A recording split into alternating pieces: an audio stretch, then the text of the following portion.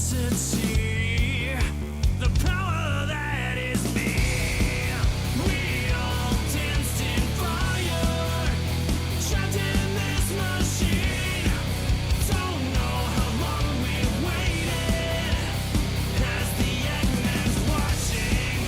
We all danced in fire, looking through the screen. Don't know how long we've waited, as the Eggman watches.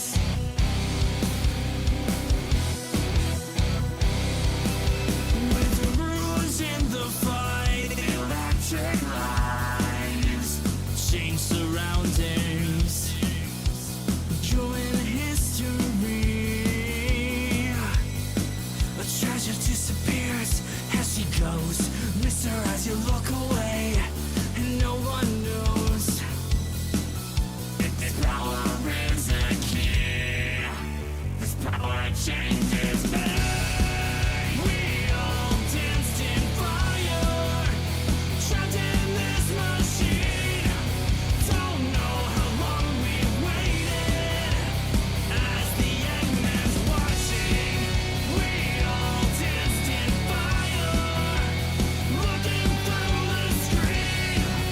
Don't know how long we've waited, as the Eggman watches.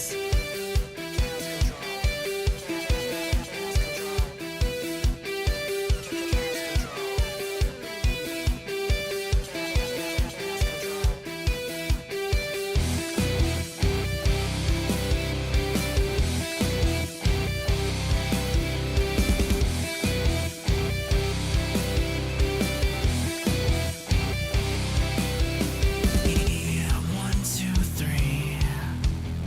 You didn't know, now I'm gonna show you the power that is me. You try to take me down, stop the show. Seems you never tasted fear or loss of control. The power lives in me. The power that is me. We all danced in fire, trapped in this machine. Don't know how long we've waited, as the Eggman's watching. We all danced in fire, looking through the screen. Don't know how long we've waited, as the Eggman watches. As the Eggman watches.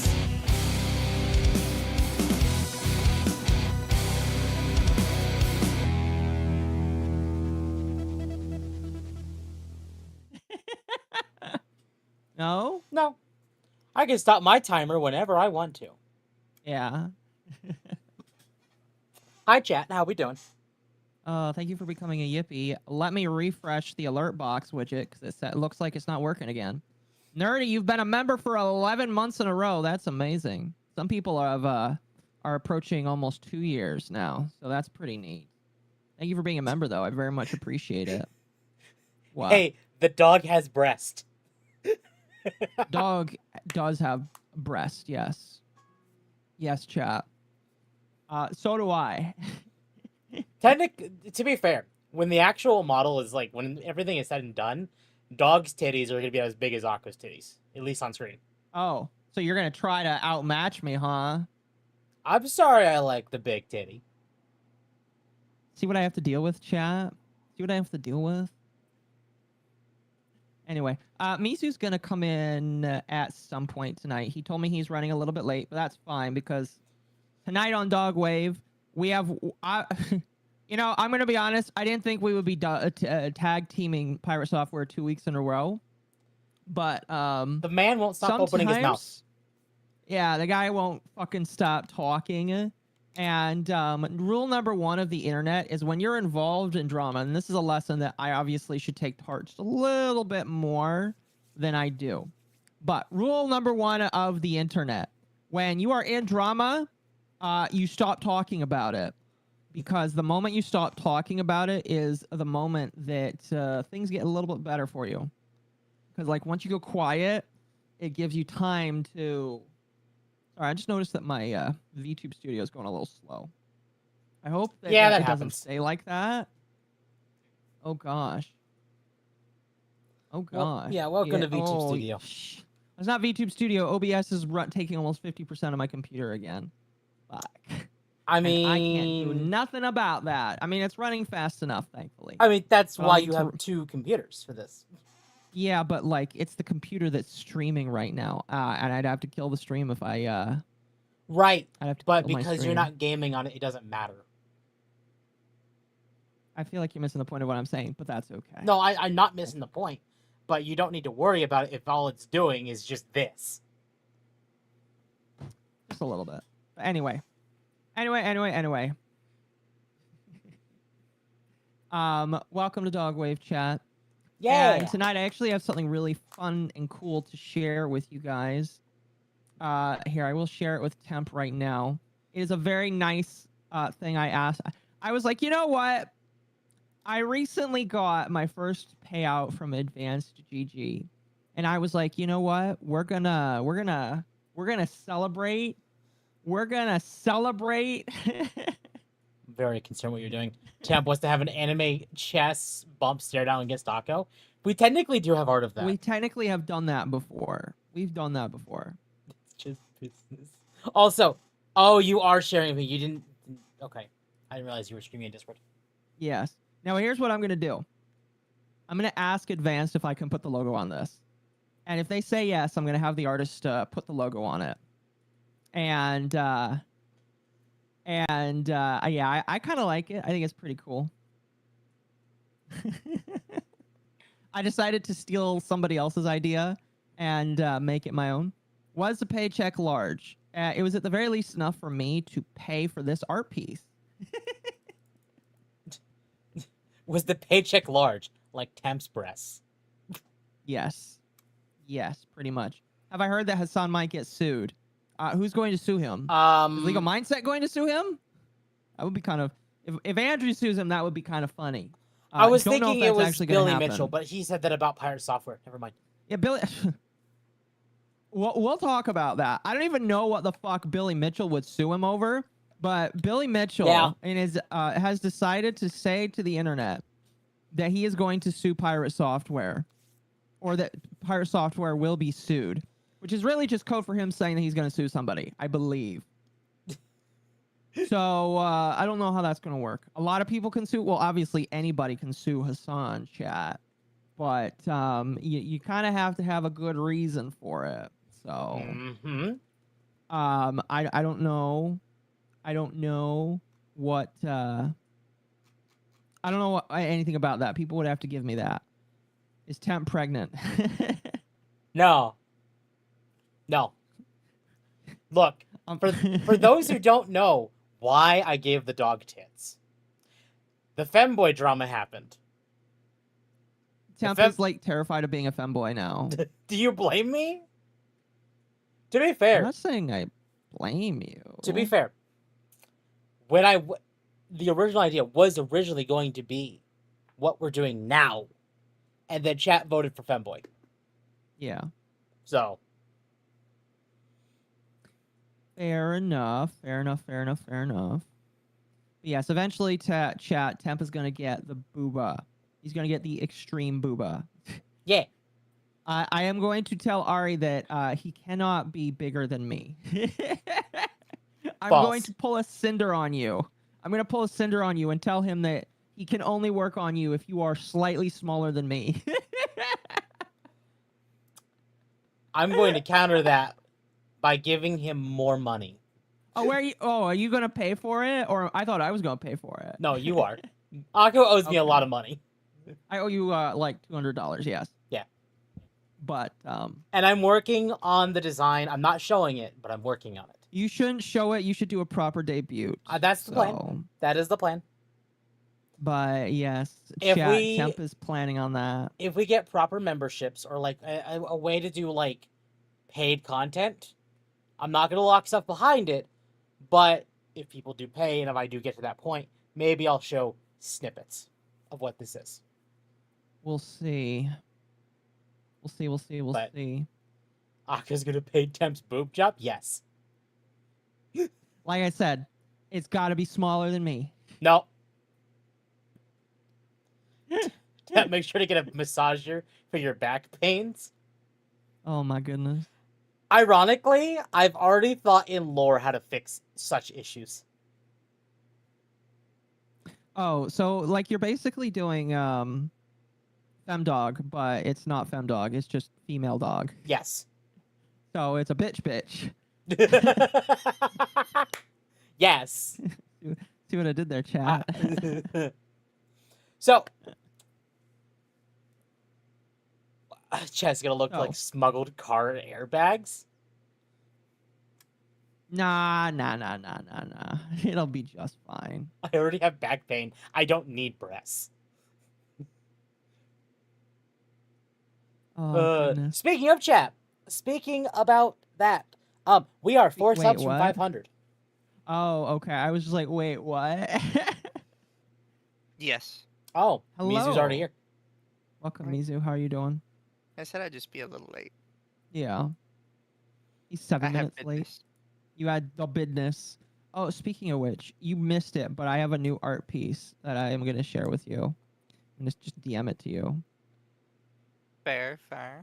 I'm going to see if I can put the Advanced GG logo on it and just start using that. Good luck. How you doing tonight? I am tired. You were tired? Was it a long day? It was, and everybody wants me to do a bunch of stuff. I'm sorry to hear that. No, it's fine. I'm just tired. Oh, fair enough. Are you going to use your model tonight, or do you want to just use picture? Oh, you got my picture. It's all good. All right. Let me... But yeah, chat. So we're 4 subs from 500. And for those who don't know, I promised chat once we have 500 subs on YouTube that we're playing Resident Evil 7. And if things go well, we may be doing a longer stream on Friday. So that way, if we hit it by 2 weeks from now, we'll be doing Resident Evil 7 basically in 2 weeks. Yeah. So if we get to 500 subs, we'll be doing that. Sub to temp chat. I want him to play horror game. Very scary horror game. And then sub to Mizu. Yeah, sub to Mizu as well. I don't, unfortunately I don't have your links like saved as a button. I should like get some of the members of Lucky saved so that I could just put their YouTube channels in there. I don't know. But anyway, how was your guys' week? What did you both do this week? I had job. You had job? I had job. You had job. Job was tiring. It was. Yeah. What about you, Temp? How was your week? Your week wasn't with me, so now you can't say it was all about me anymore. It wasn't all about you. My week was busy. But I will be totally honest, I spent most of my free time this week either working on the new dog design or playing Isaac. Fair enough. But on the bright side, I did unlock Holy Mantle on Lost and Keeper. Is that good? Yes, that is I'm- an I imagine- unholy amount of greed mode. And it's done. Well, that's good. It was like what, 500 coins in greed mode or resetting greed? It is 875, I believe, for Holy Mantle. Mhm. And exploded like 1,000 coin machine for Keeper in greed. Which see. means you have to make it to fight Ultra Greed every single time. That sucks. And I did it. Well, now you're gonna go back and play Expedition 33, right? Like you said, right? Yes, I actually resumed that today. That's good. And I got the final party member.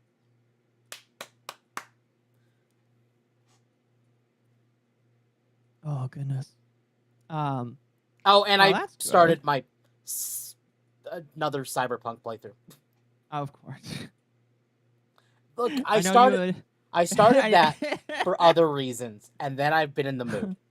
Really? Other reasons. Other Yeah, reasons. he installed horny mods. No, That's what he no. did. No. I installed it to use the character creator. He doesn't want to. He's not beating the allegations, chat, is what I'm saying. If you really want to know, I Plain- installed it for dog. Oh, you installed it to fuck it? What? Wait, what? Why? What do you do? What are you talking about here? I'm a little confused. Are you actually confused, or are you playing a bit? Because it could be either or. It definitely is playing a bit. I know. Temp did it probably because Anime Season 2. No, actually, I started it before Season 2 was announced. Do we want to talk about that? Since Chat brought it up. Season 2 of what? Edge Runners. Oh, right. Edge Runners is getting a second season. First off, did you both like Edge Runners? Yes. Never watched it. You never watched? Oh, Mizu, we got to put that So, on the anime docket then. Okay, so I guess on that note, I guess I should talk about that. I have been considering starting a community night in the Discord. Okay. Not like committed to every week, but I've been told some people haven't watched Edge Runners, and I've been wanting to watch it again. Okay. So I might be doing that. Not next week. It'll be the week after if I do it, because next week, starting Tuesday, is my busiest week of the month. Oh yeah, it's your busy week month, Yeah. and you're busy all week. I am busy all week. We will Fair still be doing enough. streams all week, but I'm Just not on Tuesday. Fair enough. So next week, I'm thinking like the week after, we'll be doing watch party for Edge Runners in my Discord. Okay, fair enough. I see some chat saying, "Why are we getting a second season? We didn't really need one." And so here's the thing, chat. The city of 2077 is pretty massive, and in my personal opinion, you can have The world multiple. itself is pretty massive too. It is. I would say that the world is so massive that there's a lot of stories that can be told in Edge Runners. So I bet you the second season isn't even going to be about the people that were in the first season. So Or if it is, it'll be about very specific individuals that carry over into that season. so I just went ahead and started streaming it so we can talk about it. Okay. Are you streaming the trailer? No, you're just- I refuse to stream the trailer to anyone. The Fair trailer enough. has the biggest spoilers of the first season in it. Okay. Yeah, so yeah, I'm not probably- going to. I've actively Probably a told good idea. Malice to avoid it like the plague, Mhm. because I know he wants to watch it, and yeah, It's very nice of you, Tim. Very, very nice of you. Glad that you're not choosing to spoil the show for people.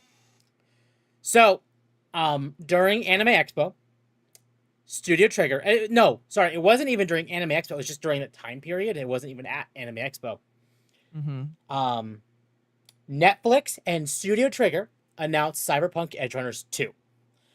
I'm gonna make it very clear that even though we've been saying Season 2, it is not a Season 2, so to speak. Because the point of Right. this show is it's going to follow an entirely new cast. Okay, just exactly like I said. Yes. We might have references to the first season. We might have references to the game. But overall, it is going to be a straight up new show, essentially. I see. Night Uh, City has a lot of stuff, but it never made itself like it was a Twilight Zone kind of thing. yeah. Yeah, I mean, like, again, it's just like one of those things where it's just like, oh my gosh, something's always happening in New York. But, like, And the funny thing is, Night Who City is cares? California. well, yeah, it's just like the thing that you have to ask yourself is how much of Night City do you really need to explore? To be fair, How many we've explored stories? all of it. That's not what I'm saying. What I'm saying is, like, how many stories are they going to tell before it just feels like it's overdone and it Oh, just yeah. doesn't feel interesting anymore? That's what I'm trying to say. I completely agree. I think that they will stop using Night City when Cyberpunk 2 comes out. That's right. They are working on a Cyberpunk 2, and it'll be just as buggy as the first one. Yeah. So I think that's when they'll stop using Night City, because there are like a vast amount of stories they can tell, and it really depends on like the time period as well. Like if say this Okay. season took place after the end of the game, the consequences of that with Arasaka as an example. So Right. there are implications depending on when the show takes place. Okay. Fair enough. Fair enough. Fair enough. Fair enough. So we actually got more information on this despite the post, and it actually comes from the official Cyberpunk website. Cyberpunk Okay. Edge Runners 2 presents a new standalone 10-episode story from the world of Cyberpunk 2077. A raw chronicle of redemption and revenge in a city that thrives in the spotlight of violence. One question remains. When the world is blinded by spectacle, what extremes do you have to go to make your story matter? So the theme here is not becoming a legend like the game and the first season were. It is about making yourself matter, period. Okay. Director Kai Ikarashi, so the director behind Edge Runners and Triple S Gridman, brings a bold cinematic vision to the series, supported by the lead character designer Kano Ichigo, who is the character designer for Promare and the first season of Edge Runners. Returning with collaborators Masahiko Otsuka, which did Gurren Lagann and Promare, and the writer for the original show as well. Promare was a good movie. So a lot of this, they didn't flat out say it, but they're essentially saying it here that season 2 is also being done by Studio Trigger. I would hope so. It's their baby. And I don't know if anyone noticed, there is at least, I don't know, it's either going to be a new Lolly main character or a new Shota main character. Okay. Now, Well, I mean, we're they not. do love their Lolly and Shota, so Yeah. I would be surprised if they didn't include something like that. Now, okay. Now, to be fair, we're not sure if this is the main character, but they're the only one that has a full-on blown, like, Outline? head to toe, like, Oh, art. I see. I kind of see what you mean, I guess. So, again, because it's Cyberpunk, we're not sure if it's like a Lolly or a Shota, but based on the size, it is one of the two. Well, like I said, you know that they love their Lolly and Shota at Studio Trigger. So. Yeah. Akka's not showing it, but I am on my screen chat if you want to see what I'm showing. Here, chat, give me one moment. Let me get safe from the sandworm, and I can show it. By the way, Tom, you're showing your tabs. Just letting you know. Yeah, that's fine. I made sure to sort everything so I didn't dox myself. But did you really? Yes. Oh. Yes, I did. There we go. So yeah, Well, and what was that? That's the Shota right there. yes. Okay. Now Well, this is where I will spoil it slightly. To be fair, though, anyone who watched the original trailers for the first season probably knew this was going to be the case. uh-huh. This very well could be a potential kid of David and Lucy. But that, again, depends how far in the future they take it. I hope not. I really hope not. I'm going to be honest with you. I would prefer to just, like, have a new person. I would too. But now, What? I do notice here that this is not a gun they're holding. That is a camera. Where? Oh, that? Yeah, Yep. that is a camera. That's a camera. Mhm.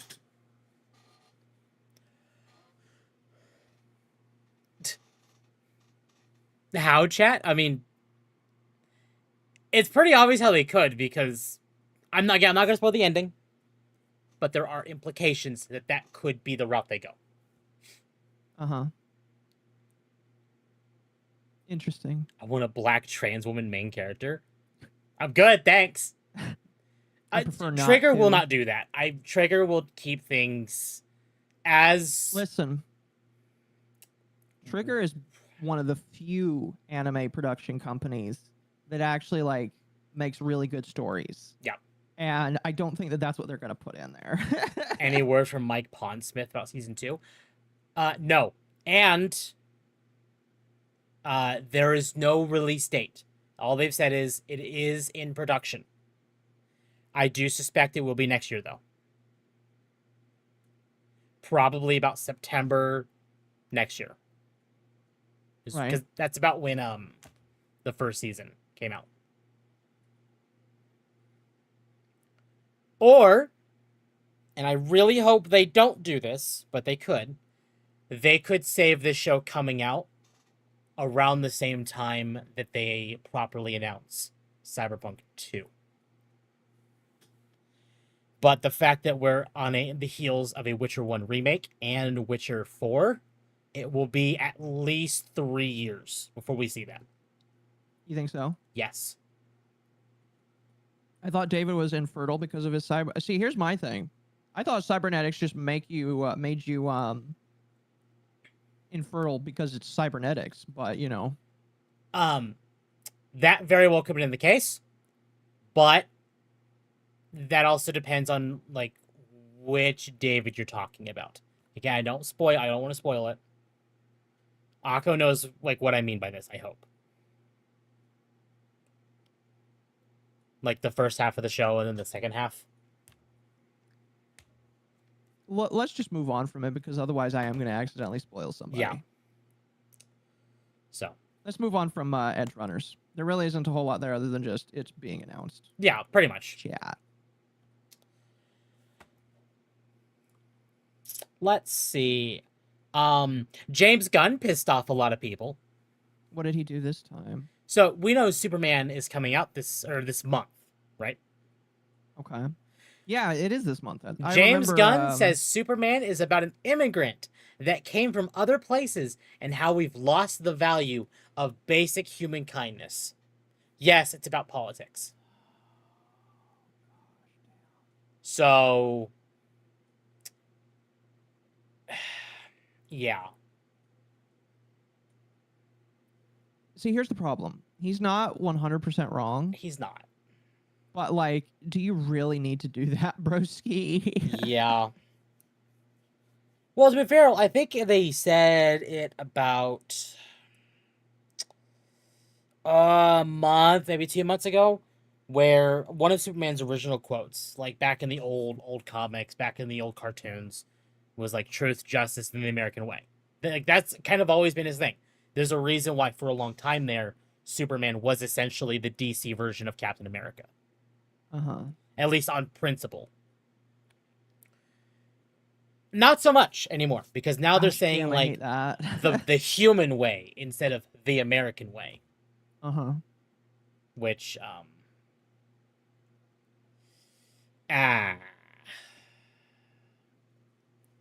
it's not going well. And I'm hearing that the reviews, like the people actually watching the show, like the movie now, like reviewers, is awful. So the test viewings is what you mean. No, the test viewings months and months ago were also bad. Oh, and then they did reshoots. I'm talking about the people who are watching it this week for reviews are saying it's awful. I see. So the overall reception has not been good for this movie. It does not sound like it's been very good. No. So I guess we'll have to wait and see, like, just where it goes. And that's not good. There was a scene sorry. where one of the main villains, because it's a movie with multiple villains, apparently punched Crypto, which is Superman's dog, and they removed that from the movie. I mean, trigger warnings ruin people. Yeah, they do. To be fair, I don't think any man really wants to see a dog get punched. There is a certain level, and he's a villain. Yeah. Also, Crypto is also a superhero, so it's not fair that he doesn't get hit, but he can hit other people. Yeah. Yeah.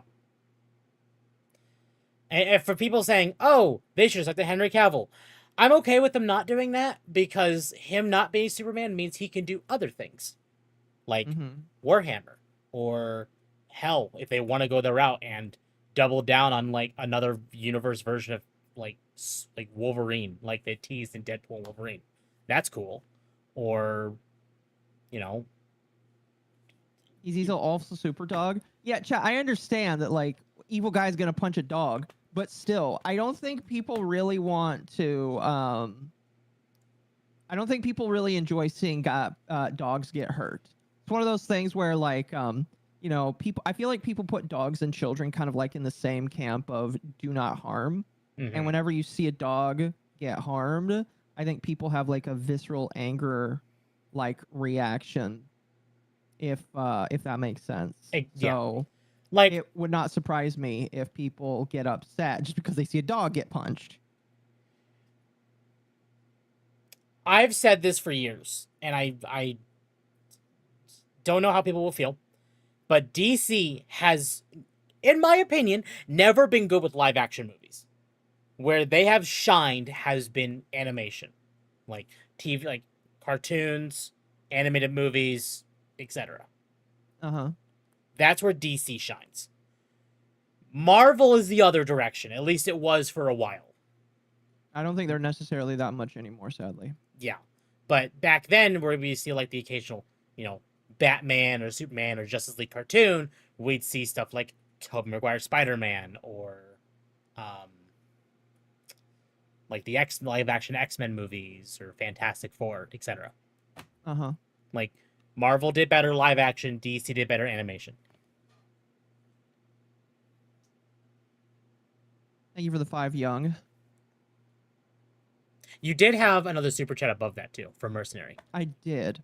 I'll read. I have some super chats I need to catch up on, and then I have some super chats for this, and when we get to a super chat segment, I'll read them. Yep. So, apparently the overall consensus is that superhero movies are doing awful, which we suspected. Listen, I believe they were always doing awful. That's my hot take. Fair.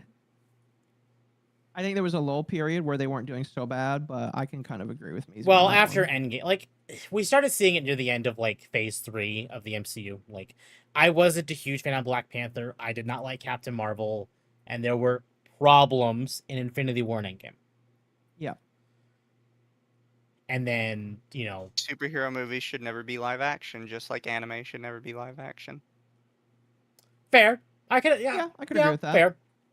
I can definitely agree with that. Oh, that's a cliff I'm about to drive off of. And I don't care who's doing it. I don't care how good it is. It's never as good as the series it's trying to adapt. Point blank, none. Yeah. Yeah. No, I agree. So we had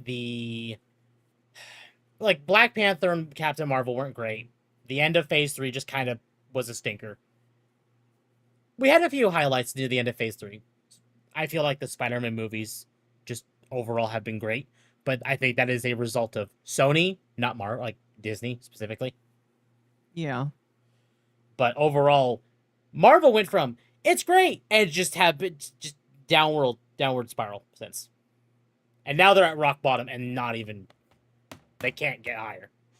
Gosh, like, they're digging the hole so deep, it's going to take a monumental victory to pull them out of that. Yeah. I mean, Disney as a whole has just kind of been in it, basically. Blade, that is all. Don't get me started on Blade. Did you hear about... so you know the movie Sinners, right? No, I am. It's the other movie that Ryan Coogler... I think that's his name? The guy who did the first Black Panther movie and the second one. I don't quite know what the movie was about, but it was a lot of black people. Let's put it that way. Like, it was supposed to be like kind of like Roots. I think is like the idea, like a horror Roots. I think I could be wrong on that. And Disney sold the costumes from the Blade movie that was supposed to be for the MCU to the production team of Sinners. Okay. So Sinner's like a fucking it's a vampire movie. what is it? A Marvel movie? No, it's not. But they weren't using the costumes for Blade at all, so they just sold them. Okay, fair enough. And now the movie is basically in an indefinite hiatus moment, to the point it's practically canceled. It's just going to become another tax write-off. Yep, exactly. Fun.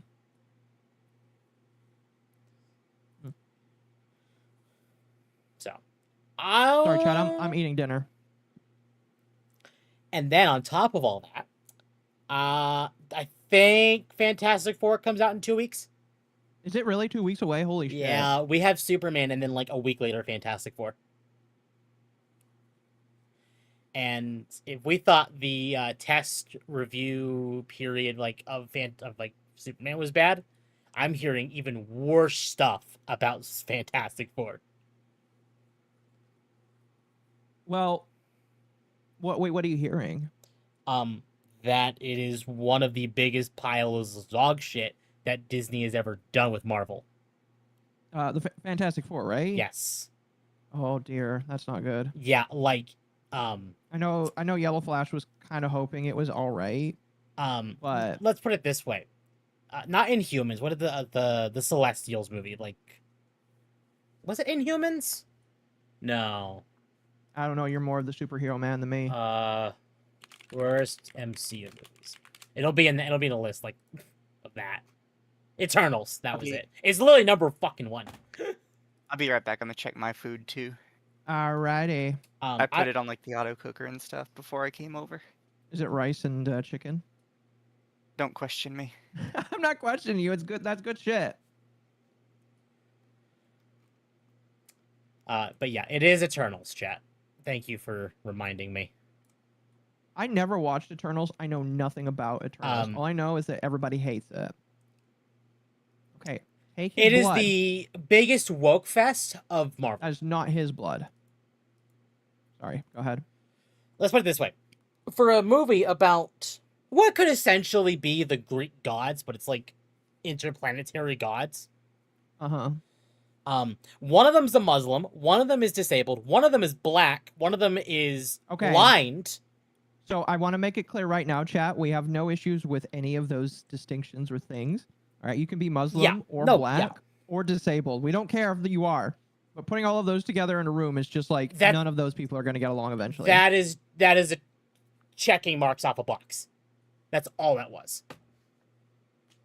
I have to ask, when you say disabled, what kind of disabled are we talking? One is gay. Yeah, one is also gay. Oh yeah, the Muslim definitely won't get along with that. Hold on. What was the Eternals?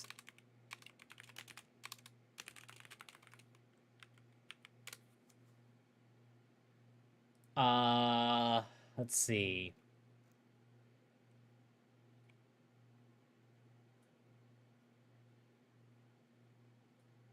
Sorry, chat. If you're Muslim and you have a gay person, they ain't getting along. I'm sorry. If it's after Endgame, don't watch it. Oh, trust me, I haven't. I mean, the Spider-Man movies have been all right. Okay, so there was an Indian, black guy. The problem is I haven't actually watched the movie because of how awful it was, so I'm trying to remember who is who. Uh-huh. I could be wrong on the disabled bit though. But that's the thing is when you can it felt like Eternals really tried checking off a box. So when you're thinking about items on a checklist, that's what you think about. So interesting. Yeah. If they wanted diversity, just use the X-Men. Don't give them ideas. They already want to make Magneto black. And the actor they want for Magneto... They're going to turn Magneto into a black Jew? Yes. And the sad That's part quite is the oppression, chat. Oh, the speedster is deaf? Okay, so that's the disability I'm thinking of. Oh, and there's a woman who's mute, which is another disability. Okay. And she's a woman. Yeah. So the actor that's being rumored for Magneto is Denzel Washington, which he's a great actor. It's just a black making Magneto black does not make sense at all. Yeah. Because that was at the height of World War II. And I mean, like, you know, I would say that racism wasn't that bad back then. Oh, hi there. Racism wasn't that bad back then, but like, you know, black Jew, that Yeah. they are really trying to go for them oppression points. And it sounds like they're also thinking about making Professor X black. Which, racism in Germany. Yeah. What? All I'm saying, Yeah. all I'm saying, black Jew at Magneto, that is hilarious. Magneto's supposed to be a Holocaust survivor? Yes. I don't know why my mom. I just don't think that Marvel's thinking this through. That sounds like such a bad idea in terms of story continuity. Listen, I'm all for having black characters play white characters if they can fit it and it works. Yeah. But like, Magneto is the worst one to do, in my personal opinion. Completely agreed. If he wasn't Jewish, that'd be a different story. Yeah. No, absolutely. All I'm gonna say is oy vey. Oh. Yeah. So. Like at this point, yeah. Like you, chat. Come on, you guys are funny. You know I'm not black.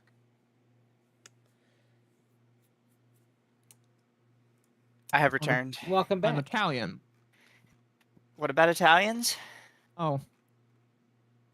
Chat said that I'm black, and I was like, no, chat, you know I'm not black. I'm Italian. Okay, so this is going to be an interesting one because now that both of you are here, I think I want both of your opinions on this. Okay. Crafton announces gaming industry veteran Steve Papoutsis as new CEO of Unknown Worlds. What's Unknown Worlds again? I already talked about Unknown Worlds. Aqua did too. They replaced all the devs for Subnautica. Subnautica 2. Oh, yeah, they did. And so now I am no longer interested in Subnautica 2. Well, I'm minimally interested. There's a little bit of a difference. Yeah. But So Crafton The new director for it is the guy that made Callisto Protocol. Which is not necessarily a bad thing, but It's a terrible game. Yeah. It also tells me that they are trying to lean into the horror aspect of Subnautica, which was not intended. Yes. Well, the horror was like a nice little extra thing, but the horror is not why you played Subnautica. When they did Subnautica, the devs specifically did not intend for it to be a horror experience. That was accidental. Yep. It just ended up being that way. Which means to tell me that these guys don't understand that, and they see Subnautica as a horror game first, so they got a horror game dev to work on it. Exactly.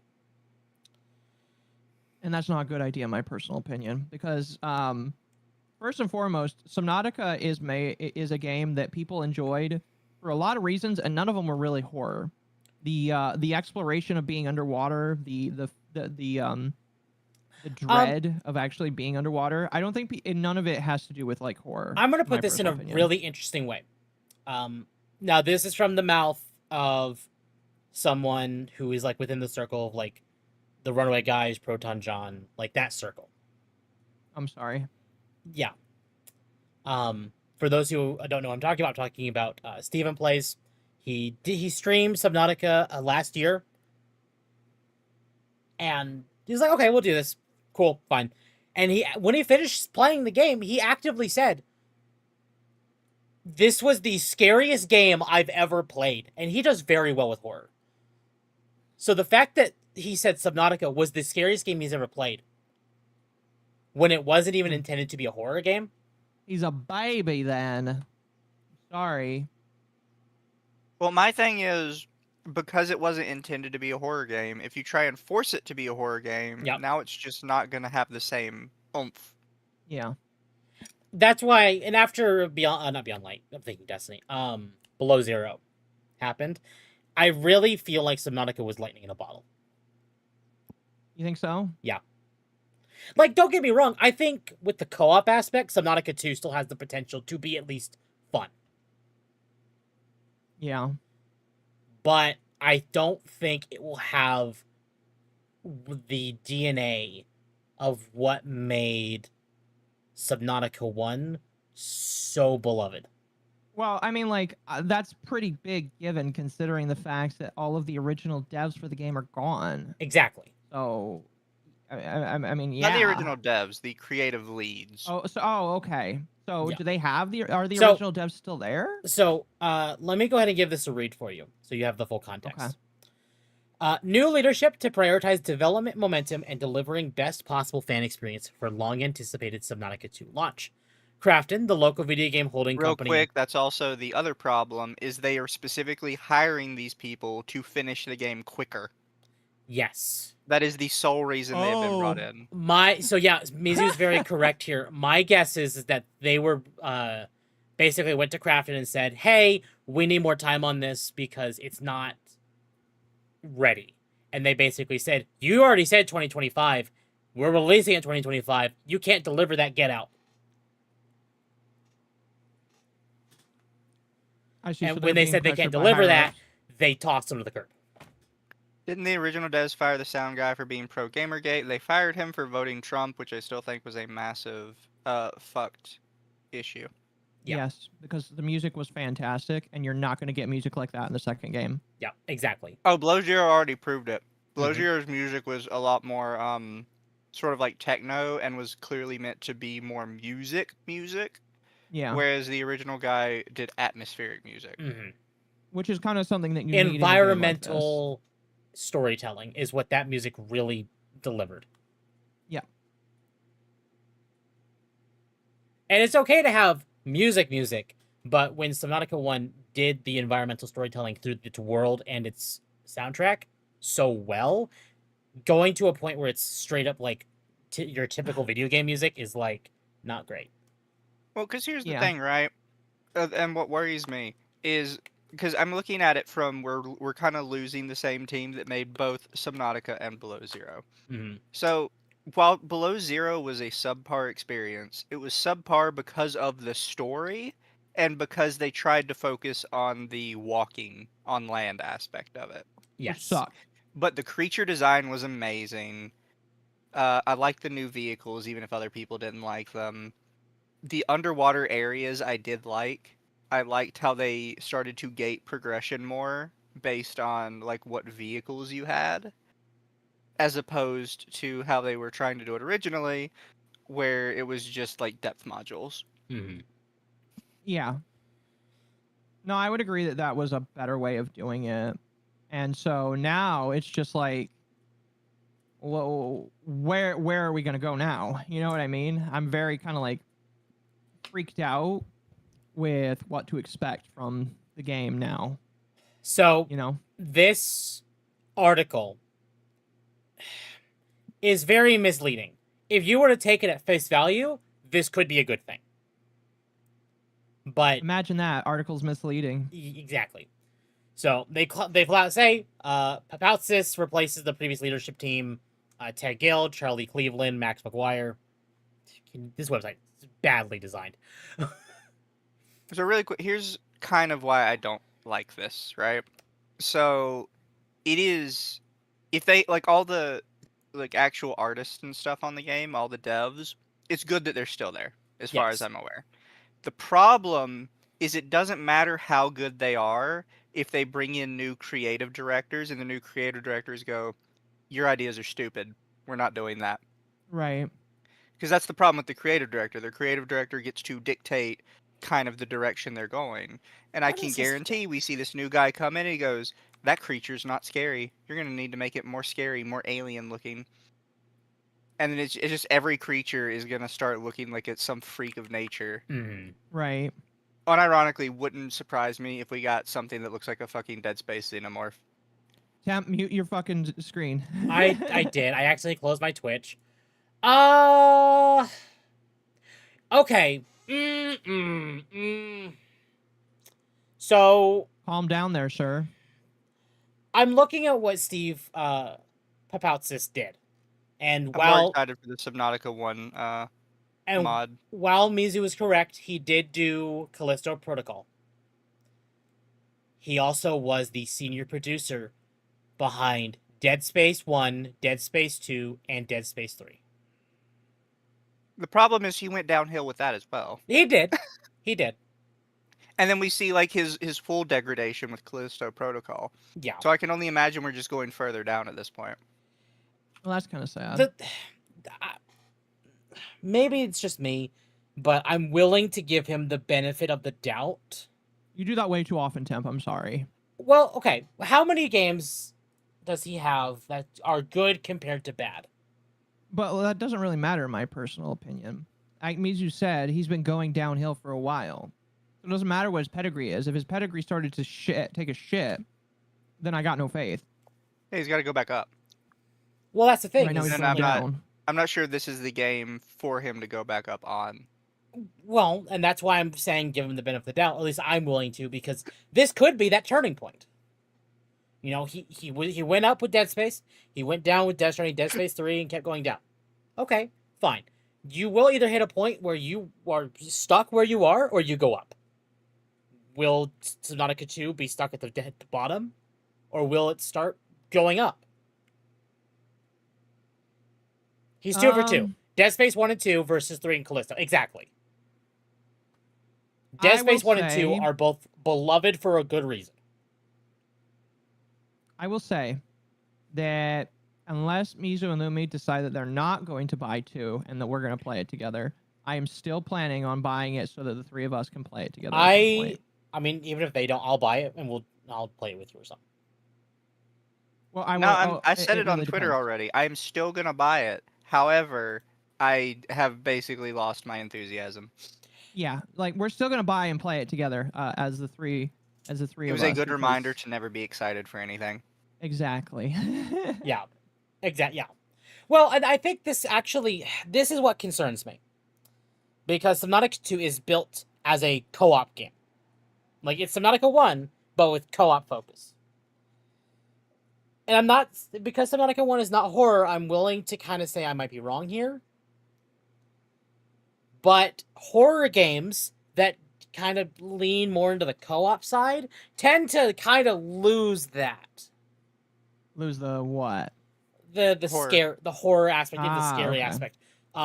Dead Space 3 and Resident Evil 5 are both great examples of this. Dead Space 3 lost a lot of what made Dead Space a horror game, because they went for more like the action adventure vibe, and that leaned into the co-op element. I guess Resident we'll have Evil to wait and see 5 then. doubled down on the action adventure bit of Resident Evil 4 while adding the co-op element. In fact, it was a common joke when Resident Evil 5 came out that, you know, the next zombie apocalypse started in Africa and all you're doing is doing nothing but shooting black people. That was a joke in the community for years. And then they did it. Exactly. So it's not necessarily a bad thing. It's just one of those Pretty things of funny like, joke, not gonna lie.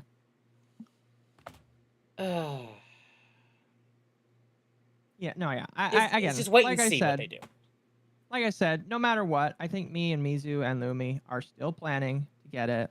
Yeah. It's going to probably be a more critical review of the game.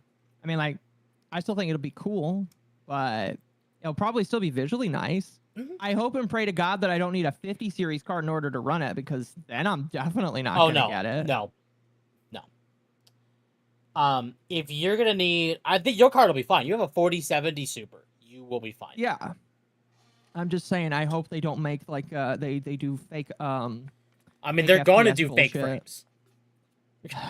It's I gonna can't believe have that. it's gonna have frame generation. Every game has frame generation these days. That's a given. I'm so tired of that.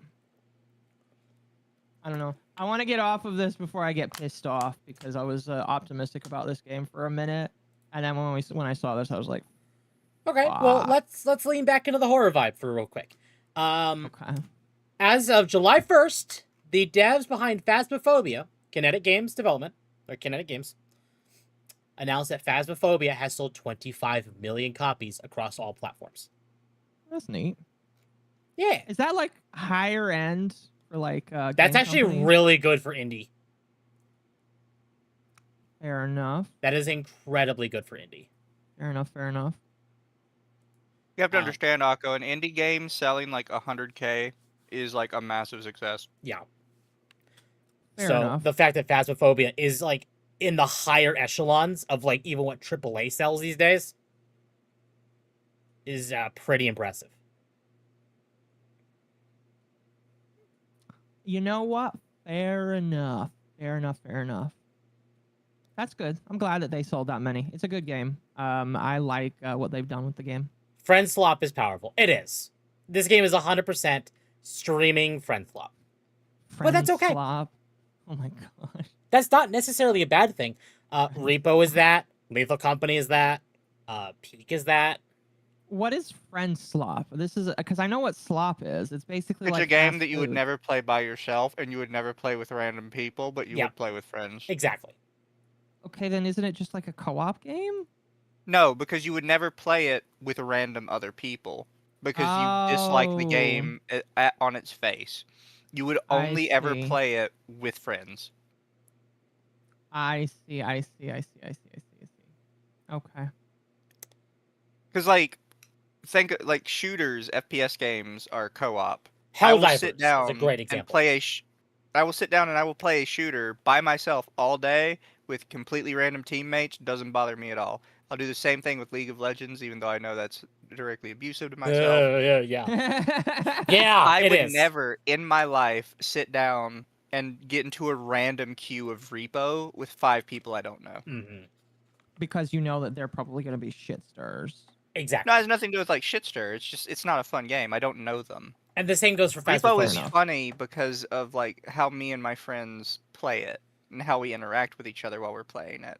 It's not funny because of like the game itself. Mm-hmm. Granted, I do think Repo of the friend slop games is the closest to not a friend slop game. Yeah. Given its different mechanics. I would agree with you on that, yeah. But I would still say Repo fits friend slop. Mm-hmm. Means you never beating the masochism allegations. So I guess People we'll are trying to lean- make fun of me for playing League. Chat, I played Eternal Return, and that's League of Legends, but somebody said let's make it a battle royale too. So I guess on the note of horror, our last horror topic of the evening, Dead Take announces first voice actors Neil Newbon and Ben Starr. Is it a what I kind don't of care game about is voice it? actors. Well, to be fair, this is the first time I think any of us are actually going to be hearing of this game, so that's kind of why it's here. Mm-hmm. Pocket Pair Publishing and developer Surgent Studios have announced the first cast members in Dead Take, their new psychological horror game. For anyone who doesn't know who Neil Newbon and Ben Starr are, Neil Newbon was Astarion in Baldur's Gate 3, and Ben Starr was Clive in Final Fantasy 16 and Arthur in Warframe. And they are the two lead actors for this game. Okay. Mizu new model. This is not a new model. This is just like a PNG I have. I'm lazy right now. It's a nice PNG. It's a pretty good one. It's a good PNG. I should like get the PNG of you as the Yippee because now you are a Yippee. Is Pocket Pair from Pal World? Yes, Pocket Yes. Pair is the devs. So Pocket Pair... They made Pal World, Craftopia, and I think they might have a third thing already out under their belt, but I don't remember what it is. Yes. Gosh. And I think that third one is an AI game, but they use AI to... Because it's kind of It's like... an AI game, but it's not an AI game. Essentially. It's like a drawing game, but it's like really shitty drawing. It's kind of like... what's that like shitty drawing game where you have to like guess what it is or something like that? No, you're thinking of God, why do I blanking on it? Shit. It's the It's a Jack common something part. games. Yeah, it's like the Gartic It's phone a and Jackbox game. He's drawn to talking about life. a Yeah, Jackbox game. yeah. Ah, okay. Okay. It's kind of like that, Fair but enough. they use AI, but it's like really Gartic, shitty. yeah, Gartic foam. I always Stuff I like always, that. I always call it garlic phone. Am I weird? No, Yes. but either way, I thought people would be interested in this because Pocket Pair is publishing it, so could be interesting. You're basically playing Gartic Phone, except one of the people playing is the AI itself off of like the shit you're drawing, and you have to figure out if it's one of your friends or if it was the AI that did it. Understood? Yeah. And And Yep. people heard about it and they thought it was a game made with AI, and they got really mad at Pocket Pair for it. and it spiraled Bucky- into them blaming. Well, Bucky, the kind of dev manager or whatever he is over there, had to make like a public statement and be like, "No, we didn't make the game with AI. The game uses AI as like a gimmick to like a whodunit sort of thing, but Yeah. with the AI being the whodunit." Okay, so I guess it's time. We'll get into the the stop killing game stuff. Yes. Thor's a so bitch. chat. Thor is a bitch. When last we left off from the Pirate Software not debacle, but like from last we left off from Pirate Software. God, you're getting shit on. I did. It was really sad.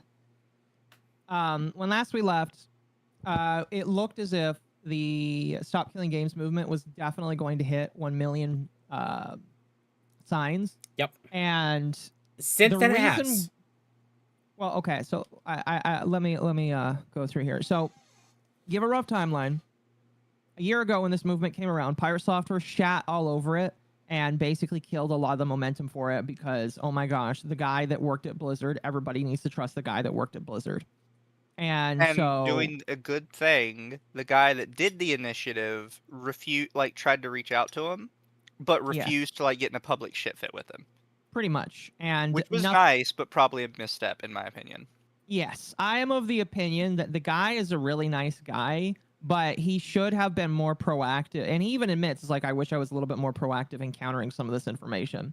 And my assumption is he probably was just thinking that the truth would prevail and that voices would be heard and that the righteous thing would come out. And it's just like, no, that's not what happens. Thor was bigger than you, unfortunately. Exactly. That's reality. He was bigger. He was popular at the time. He's still technically popular, but...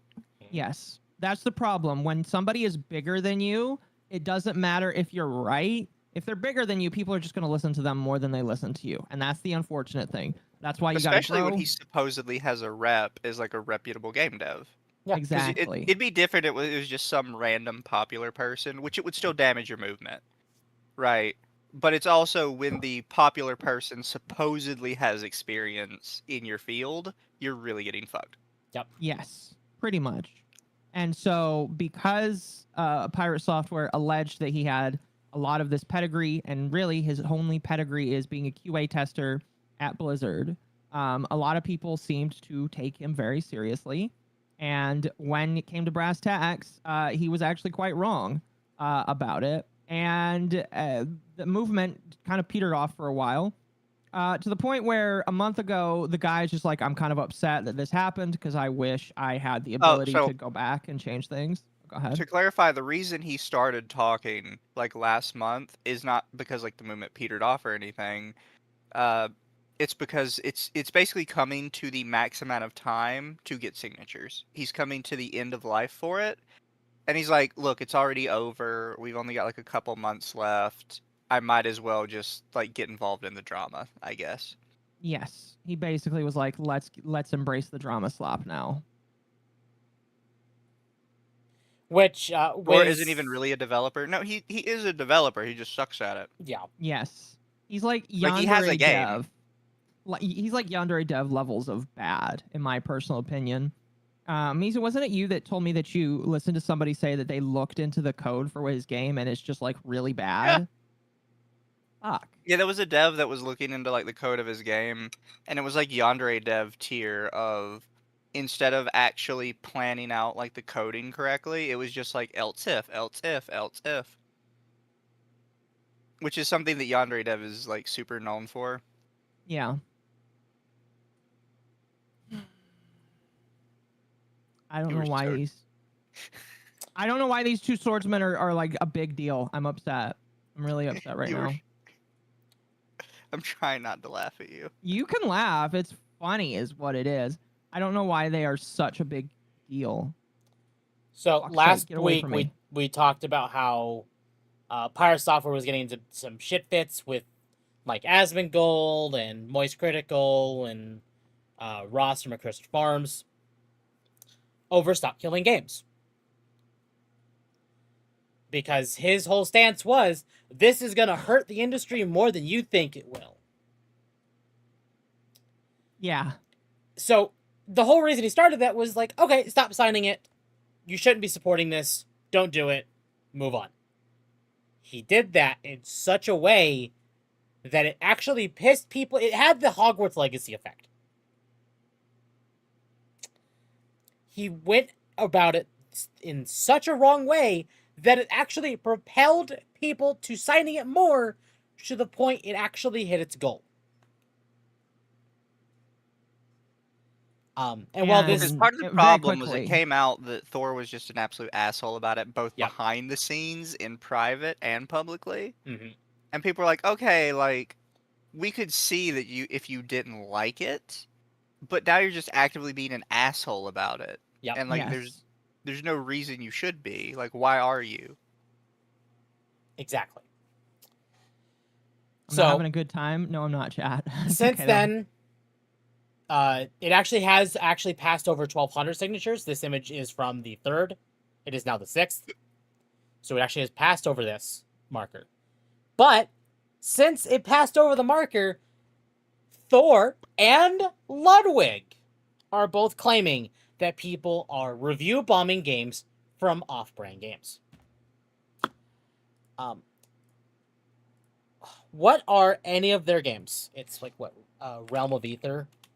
Yeah, it's like, yeah, something like that. Oh, I could do this. Hold on. Off. Thank you for the 5 chat. By the way, chat, since we are talking over a lot of these supers, I'll just read them all later. Rivals of Ether 2. Which, to clarify, he is not making. It is he's a helping. publishing arm. Yes. Basically, Thor was brought onto the company as a director of strategy, if I'm trying to say that correctly. Yes. And because he was brought onto the company as like the director of strategy, people started to look at anything that he touched and he alleges, don't know if this is true, but he alleges that people started review bombing all of the shit that went into it. So, yeah, Pirate Software and Ludwig both basically said people are review bombing the game, and we're basically backing out because we don't want our presence damaging these games. Mm-hmm. Actually, I don't think is Ludwig also quitting? No, Ludwig did not quit. Pirate Software did. I was gonna say Ludwig is like the guy who started it, so I would have been surprised if he decided to quit. I knew that Thor was like, I'm out. There is a theory from some people that he was pushed out, and it was more of a you were allowed to resign sort of situation. That's a theory, just so we're clear. A game theory. Yeah. The theory is you are allowed to resign, not necessarily that. Exactly. Yeah. So people have since come out and basically said, no, it's not being review bombed. In fact, on Steam, their game Rivals of Ether 2 is mostly positive. I can't even see a single review that is a review bomb. To clarify, his game Heartbound did get review bombed, but it got review bombed after he claimed there were review bombs. Yes. Yes. Yeah, right now it is overwhelmingly negative for Heartbound. On the recent reviews. Yes. Yes. Yes. So, Pirate Software did come out. Ask. I do have to ask, excuse me. When you say there are no negative reviews, did you read any of the positive recent reviews? Because I know that Yes. one thing that I've seen people do is positive reviews can also be review bombs, because you can leave a positive review and then tell somebody this game is a piece of shit. So let's see here. Browse all 7,801 reviews. Most recent. Yeah. Fun and good. I don't play it much. I always have a good time when I play it. In fact, the furthest back bad review basically said balance just doesn't exist anymore. It's sad to see because CC everything and alt be okay. Nobody wants to play like that. There, as far as I can tell, there isn't a single bad review talking about Pirate Software at all. Okay. It's just talking something he about said. the balance of the game. Oh, wait, nope. Here is a bad review about Pirate Software. And basically, I wasn't going to leave a review, but Ludwig and Pirate Software cried review bombing, so I'm leaving an honest review to combat the non-existent bombing. I've tried to play this game like 4 different times, and every single time, I could not play online at all. No error code, no check your connection message, just could not connect a server, or something like that. My internet works just fine, and I've asked online, submitted several reports, asked for a refund, but got nothing back every time. It makes so much sense. It felt like an absolute scam buying this, considering a dev worked on it actually actively hated on Stop Killing Games. Seems like a kind of interesting fighting game, but I've been pretty much given up trying to connect online, and I'm tired of fighting bots. Maybe now that the fragile ego, narcissistic, intransient little cockroach called Thor is gone, I'll be able to play this game. But I mean, the name Scamwig speaks for itself, so I'm not getting my hopes up.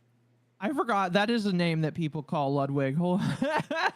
But that's the only bad review. What did he do? I don't remember. I just know that people call him Scamwig. But yeah, that's the only review I'm I seeing mean, that from what even I've seen of him, mentions I Thor. don't like him. Seems kind of like a smarmy dickhead to me. But I He don't is. think I don't have to like him as a person.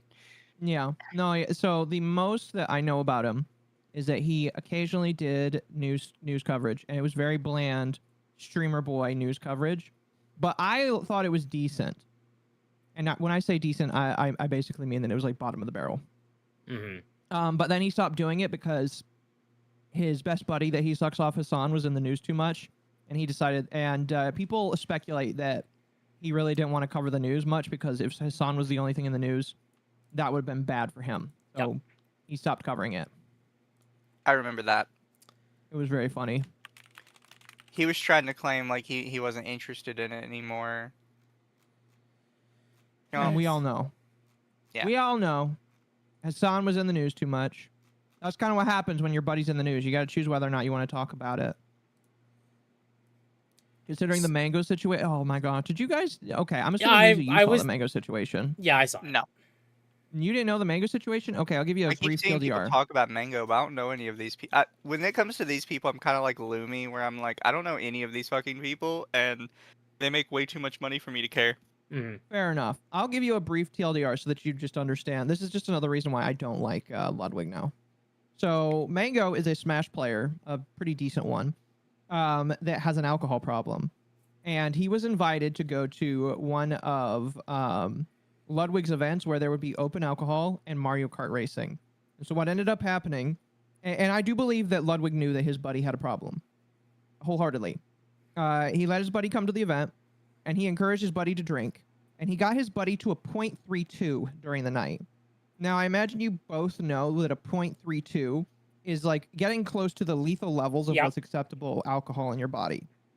So Ludwig got him to a 0.32, encouraged him to go higher, and then Mango decided in his inebriated state to sexually harass women on stream. And so after that, Ludwig is like, oh, I'm banning him from all my events. And it's just like, you know, I agree that Mango should be held responsible, but he was encouraged to get to the point where he decided to act like that.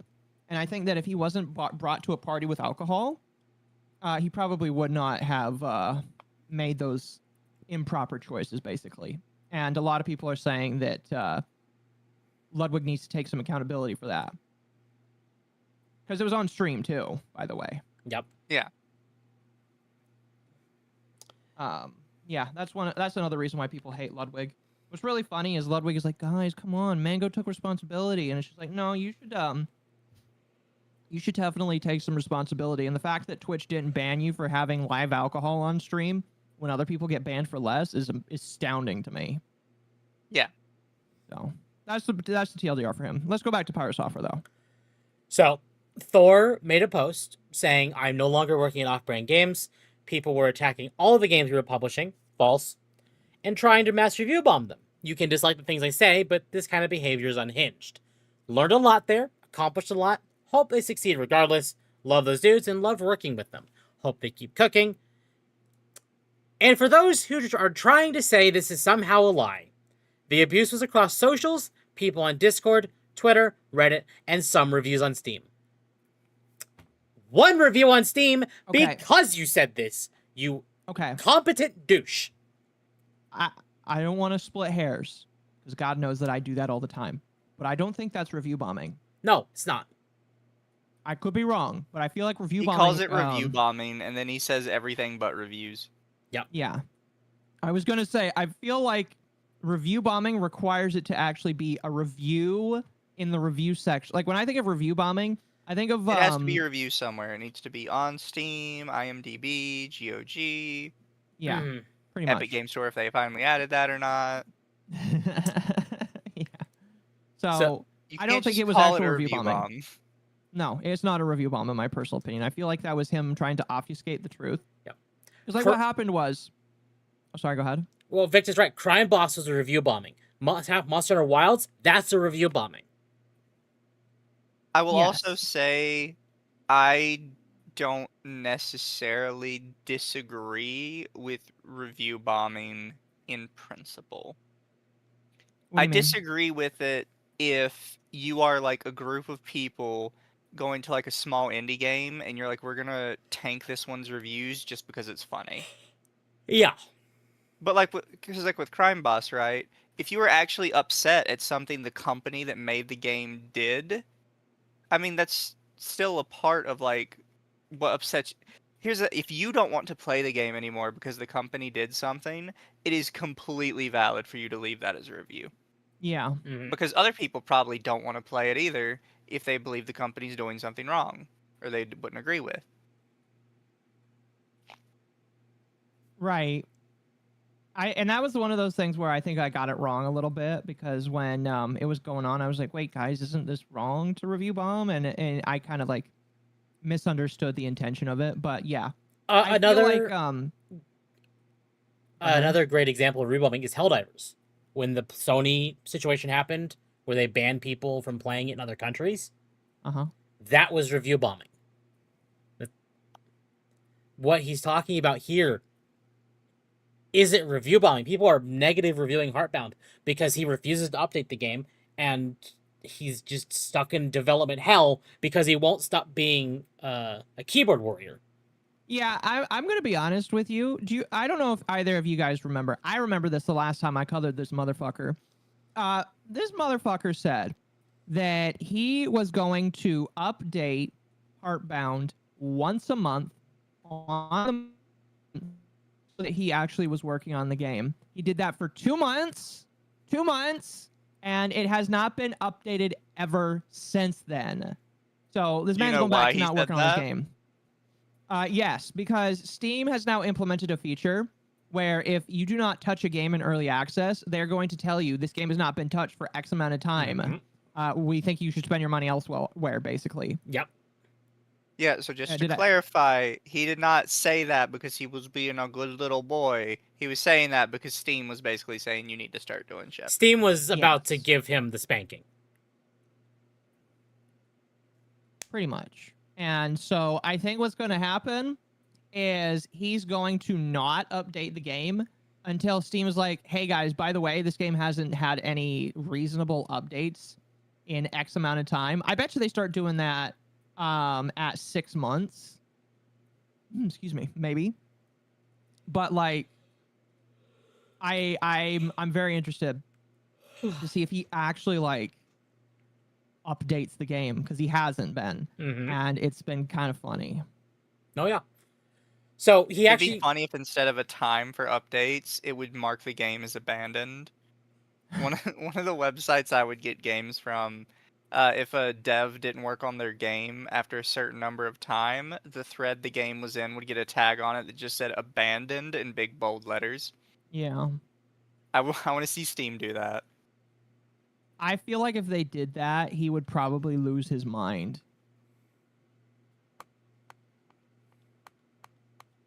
But I agree. We should have something like that in place. So he, in the same post, talking about how the game or how off-brand games were being review bombed, he basically said indie games are fragile things, and attacks like that hit hard. Overall sentiment was to bash the games and developers working on them, try and get back at me. Not worth bringing them down, for my opinion. Also, stop it. Get some help. Indie games are not as fragile as you think they are, because It really depends. like people got His mad about definitely is. Terraria when they added like, they made some like DEI specific changes, and people complained about that, rightfully so. I think Stardew did the same thing, and people got mad, rightfully so. What did Stardew do? There's the gender thing instead of Oh, like male and because they female. chose not to because they chose not to change it or some shit. Yeah, and Terraria did it, and I'm not gonna say RuneScape because RuneScape is not indie. RuneScape. Well, RuneScape's getting more based in my personal. Yeah, RuneScape opinion. is getting more based now. But Terraria and I can't say for certain on Stardew. I can't say for sure on Terraria. Did push more DEI specific like character creation. But it's a pixelated Stardew game. Specifically got review bombed for not doing it. And Yeah, a bunch of the reviews that might be what were I'm some thinking shit of. like, you know how many LGBT people play your game and you're going to refuse to do the right thing? Yeah. That might the be what I'm right thinking thing to allow you to be non-binary. I didn't know that was the. I'll be honest with you. I didn't know that was the right thing to do. That's kind of crazy. So, Ludwig responded to Thor. Akko, have you seen Yes, he Ludwig's did. response? I did see his response. Yes. So he said, "Stop killing games is a good initiative, but a few bad actors review bomb / harass developers of the games we supported off-brand games. No, they didn't. Appreciate Thor stepping down for the betterment of the devs and their games." You know, I'm starting to believe what Mizu said about Thor getting kicked out. Yeah. Oh my goodness. So, now, I knew him on Second Life, and he was a piece of shit. He was also pathologically lying all the time. That's crazy. You're the second person. You're the second person, chat, to say that you knew Pirate Software. I know. I have a guy that like came into my DMs, Mizu, last week, and showed me some stuff about Pirate Software. I think I told you about it. Like, I guess Pirate Software worked on a furry website and never delivered the final stuff to him. mm-hmm. And so he just like never finished part of this website for this guy. It was kind of funny. And this was also like a furry website that Medicare made fun of. Oh yeah. So, like, I'm not one to rag on people for not finishing stuff for obvious reasons. However, I also don't get into contracts with people because of that reason. Now, I could be wrong on the details. I would have to ask the guy, but like he was just here, let me he did tell me I could read his DMs on this. I got permission from him. Let me scroll down and grab them. Tam, you keep talking while I do this. So, Mischief's YT on Twitter made a post talking about specifically Rivals of Ether and posted the graph of their reviews, which we just looked at not long ago. 89 positive, 6 negative. That's not a review bombing. And I only saw one review in there that actively talked about Thor, and it wasn't a review bomb. He reviewed it because Thor wouldn't shut his mouth. Well, wasn't that the one about the DRM? No. That was I will say the Heartbound Heartbound one was definitely a review bomb, but Heartbound was 100% a review bomb. Yes. Yeah, I'm sorry. Bad game, probably deserves some bad reviews. But Rivals of Ether was not review bombed. Okay. But Ludwig responded to Pirate Nation, saying, "Such a bummer, Rivals 2 is getting any shit for this. Few devs support their games as much as the Rivals of Ether team. They still patch the original Rivals game 10 years after release. People are now review bombing the game because what? Pirate Software, who has no personal stake in the game, works at Off-Brand Games, feels wrong. So these people are actively saying these games are being review bombed when that is a full-on lie.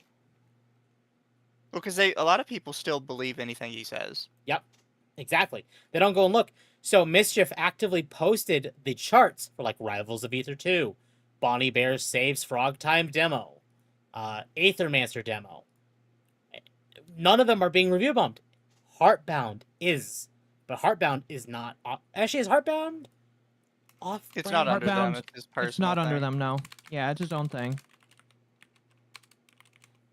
I'm double checking it because he could have added it just to be like, that's the review bombing. But no, okay. I accidentally just recycled a bunch of shit when I thought I was repairing it. That was very fun of me. And he says, it was worth noting. It was worth nothing. However, that Pirate Software self-published game on Steam is being review bombed. Yeah. And then Pirate Software actually made a post about a graph from Stop Killing Games. Did you see that the graph got community noted? I did. I actually added the community note today from that. Yeah, The it was community pretty note got funny. added today because the guy that made the graph posted a second graph, and he's kind of basically like, I didn't think I had to clarify this, but since he's lying about the trend of the graph, now I have to show the full trend. Mm-hmm. So I need to show like more context. So he actually posted about it on the 3rd, I think. Was it 3rd? Yeah, no, it was July 4th.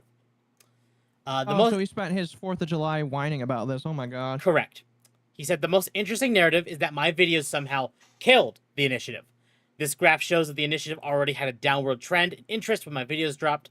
My videos do not seem to have any impact on the movement at all. Making me the villain did, though. Best of luck with your next steps. And the community note said the creator of this graph has released an updated graph, including an earlier time frame, to provide more context and more clearly show the effect of Pirate Software. So, the fact that he's already gotten community noted over a graph which is now false Yeah. is rather interesting. What does the updated graph say? Did you not pull it up? No, I didn't. It's there on the bottom. I Yeah, but can't he's click not on an on the image, original. though. He's not on the original tweet. Yeah.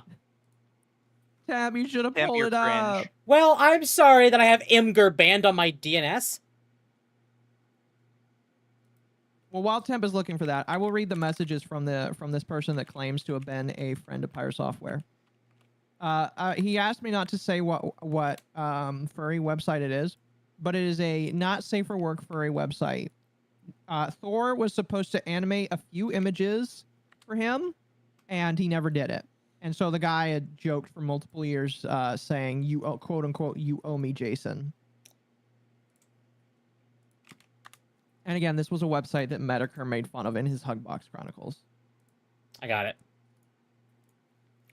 So this is the graph. Oh, you got it. Perfect. I got it.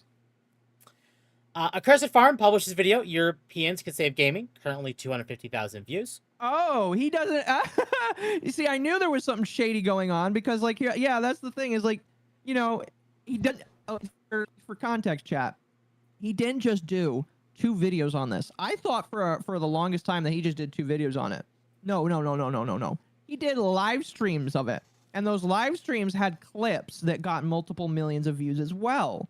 So it's not just that he made 2 videos, because he made 2 videos. No, he made live streams that also killed the movement. And I feel like it's extremely gross of him to try and hide the fact that he did those 2 streams. Like, guys, come on, I just did 2 YouTube videos. Yeah, you did. But you also did live streams where you broke this down very falsely as well. Also, to clarify, he's trying to pretend like the 2 YouTube videos are 2 of his shorts, which directly addressed a bunch of stuff. Mm-hmm. It's like, no, you did more than that. Yeah. So He is being very sleazy. this is incredibly sleazy. And then, oh, It gets better. Raped. Oh my gosh. Let me bring let up me the turn this up. audio for this.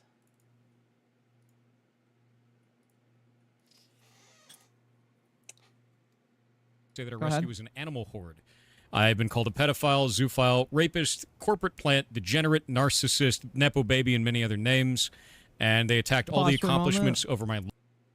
He's definitely a nepo baby. He's all right? definitely a nepo baby. Yeah. He's definitely a nepo baby. All right. There's a lot of gross shit that's being said about him. I don't think there's no evidence to support that he is a predator. There's no evidence to support that he does anything weird with his ferrets. You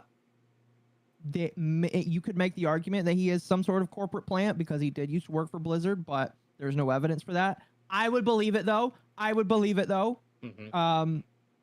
Yeah. Well, the thing is, you don't have to believe he's a corporate plant because he has skin in the game himself.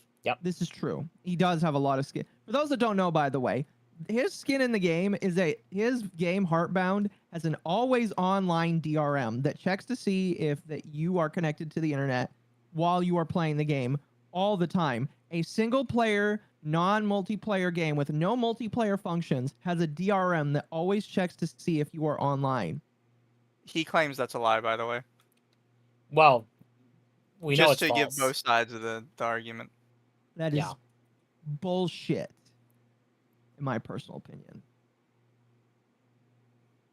I just have to be the one here to be like, yeah, no, this is what he said. Mhm. I disagree with what he said. And yes, so chat's correct. His father was a higher up at Blizzard. His father was one of That's the the first only 10 reason he people got at into Blizzard to begin with, by the way. His father. Yeah, What's his father funny was- is his claims that he is not a nepo baby is that none of his coworkers knew that his dad worked there. And it's he like your also- coworkers don't need to know, just the boss does. Yep. Well, he also claims that his brother didn't get in, but he did. And it's just like, that really doesn't prove anything, because there is such a thing as favoritism in families. Yep. Maybe your dad likes you more I mean, because you're called Thor. I don't He's know. gone on record being a bit of a shitlord. You know the not Family Guy, the South Park like gamer dad, like the fat gamer meme. Yeah. Apparently, he's claiming that's his father. That is, well, I'm pretty sure it is. I'm pretty sure it is too, but doesn't fall. But far you can from the see truth. how quickly he goes to like claim like stuff for his family. Mhm. Mm-hmm. Yeah, very fast on it. Anyway, you may continue the clip. Life, despite physical evidence to prove to the contrary. And they also went after every job I ever held, trying to say that I never worked them, or if I did work them, that I never deserved them. So I'm going to be honest with you. I hope that your initiative gets everything you asked for, but nothing you wanted. And I'll... But then he says, "I'll leave it at that." But he's basically saying, "I hope that you got everything that you wanted, because you don't deserve it." Oh, he Well, is no, so he's salty. he's basically saying that he hopes the initiative goes through and that it ruins all of the games that people love, because then it would upset them. I mean, there is a That's what very he's real trying to chance. get at. Yeah, there is a very real chance that could happen. Mm-hmm. Because it's the European Union. Or granted, any government fucks up shit. Yep. But I feel like he's just extremely salty that a bunch of people did stuff. Now, I do have to say, allegedly, he was also swatted. Allegedly. Most people are pretty sure this is just a lie as well. You think that he's lying about it? Oh, 100%. I think he is too. Okay. From Why do you think what I've seen, people seem to believe that somebody probably did call his local police department, but they just made up some bullshit about him having sex with the ferrets, which apparently is a really big allegation. Yeah, that. on the Yeah. I ferret thing. I don't know why. But I don't know that about doesn't that one. necessarily mean you got swatted. Swatted is specifically when you call for like a SWAT team and be like, this guy, he's got like a woman there, he's got a gun pointed to her head, he's gonna kill her if you don't get there like immediately. Like Yeah. you say stuff to try and incite like an actual SWAT response that gets the SWAT team to show up. The goal While is to I get completely disagree with somebody calling the police on you, that's not swatting. Yes. The goal of a SWAT is to get the most armored response you can possibly get for it.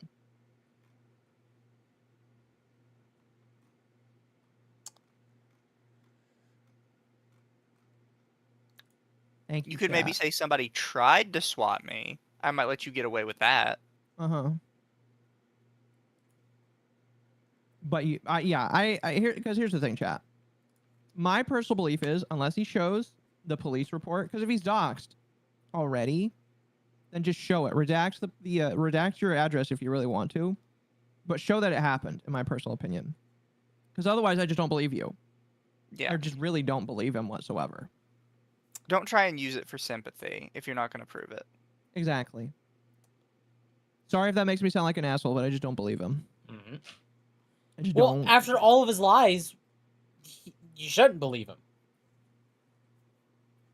When you lie, one time, okay, fine, you can question it, but you might be able to forgive him. But the fact that he's done it so much recently, no. Don't believe anything he says. No, yeah, I agree. Thor's only attracted to adult ferrets. Oh, God. That is, does he have a boyfriend or is, No, or is, no, he is a wife. He's a wife? Because I thought somebody told me he's gay. He's bisexual. Yeah. He's bisexual. He has a Okay. wife, but... When it comes to guys, most people just say you're gay. Yeah. Fair enough. Which, by the 'Cause way, the bi erasure is real, chat. don't care if he is gay. Just like so many people told me he was gay. I was just like, isn't his... Akko was just confused. I was just confused. See, that's the problem. That's why you don't just say that. Just say he's fucking gay or he's bisexual. Yep. To be fair, most people say gay because it can also be used as an insult. Billy Mitchell is apparently suing yeah. Pirate Software. I don't know for what reason, but Billy Mitchell decided to come out and say Pirate Software will be sued. Now, I know Mizu definitely has his personal feelings about Billy Mitchell, and I do too. I feel like if Billy Mitchell decides that he's going to come out and do this, I think that's kind of gay in my personal opinion. I just don't really understand that. I want to know his reasoning for it. Mm-hmm. But just saying Pirate Software will be sued, I don't know. I want to know It's a match made in heaven, so I don't feel bad for him in this case. Yeah. Well, because the thing is, he tried to false DMCA another small indie dev, so you know what? You're getting what you're giving. Yeah. No, he definitely, I agree. This is one of those things where it's like where I hope both of you lose. Mm-hmm. I hope you show up to court and the judge says you both suck ass. You both have to pay the court for wasting our time. You know what? I kind of want that to be the case too. It's like if the courts say, Mr. Mitchell, what are we doing back here? What are you doing back in my courtroom? What are we doing? For like the 20th time. For like the 20th time this year. What are we doing? On the bright side, makes... at least he'd be saving money because he wouldn't be traveling to Australia. This is fair. Oh my gosh. So, yeah, that was honestly Carl Job's biggest problem is that he was in Australia. I genuinely believe if he was in America, he might have gotten away with it. You think so? Yeah. That's fair. So since Stop Killing Games passed the 12 mil or the 1.2 million marker. 1.2 million, yeah. 1.2 million marker. The Video Games Europe responded, saying, "We appreciate the passion of our community. However, the decision to discontinue online services is multifaceted, never taken lightly, and must be an option for companies when an online experience is no longer commercially viable. We understand that it can be disappointing for players, but when it does happen, the industry ensures that players are given fair notice of the prospective changes in compliance with local consumer protection laws." Legendary Drops made note that this group is a lobbyist made of Embracer Group, EA, and Activision. So to clarify, this is a lobbyist group, and this specific statement was signed by EA, Epic Games, Level Infinite, Nintendo, Netflix, Riot Games, Square Niantic, Enix. Supercell, Sega, Roblox, WB. Yeah. Surprisingly, not on the list, Squeenix. No, Square Enix was on the list. Not in the list I have. Oh, really? Okay. Well, maybe what I saw is wrong then. I mean, That's they might be interesting. on the list, and they might just have been added later. Fair. The list I have just doesn't have them. They might, to be fair, the list that I saw may very well be an old one, kind of like the old Sweet Baby Inc. Because they also abandoned Sweet Baby Inc. removed, I think, Square and Valve and some other companies from their list as well. So maybe an old list I saw. It's There's also a possible. couple in here I don't know who they are. Some of them I'm kind of surprised are on here. Like they have ZeniMax on here. Which is weird because that's Which I just didn't know Microsoft ZeniMax and made Bethesda. games. Well, ZeniMax Is is it? Elder Scrolls Online, and Oh, fair. Fallout not New Vegas. 76. Bamco's obviously on here. Mhm. So yeah, shocker is that the big game companies don't want this to go through, and they want you to know the consequences of it. Yeah. Shocker. I'm gonna be honest with you. I'm glad that they're kind of terrified just a little bit. I'm glad that they're like, guys, listen, we really don't want this to go through. I do. Yeah. Somebody brought up like a clip of the that famous clip of the guy checking the beast and it's like, it's scared, and everybody's like cheering. So thank you, Zog's Wayne, in my Discord. Speaking of chat, you guys should join the Discord. So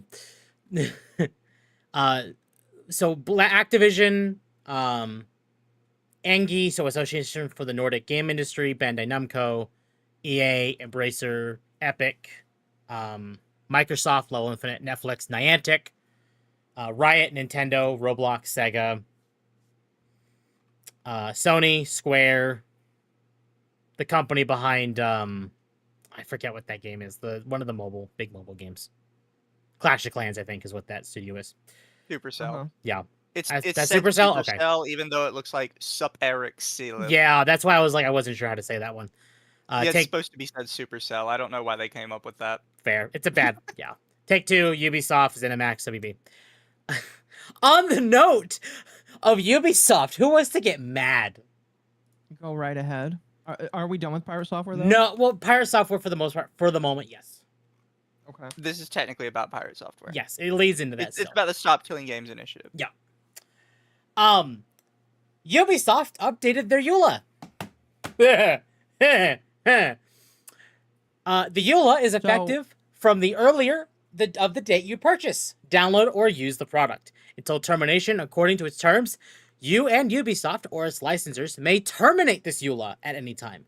For any reason, termination by Ubisoft will be effective upon A, notice to you, or B, termination of your Ubisoft account, if any, or C, at the time of Ubisoft's decision to discontinue offering and or supporting the product.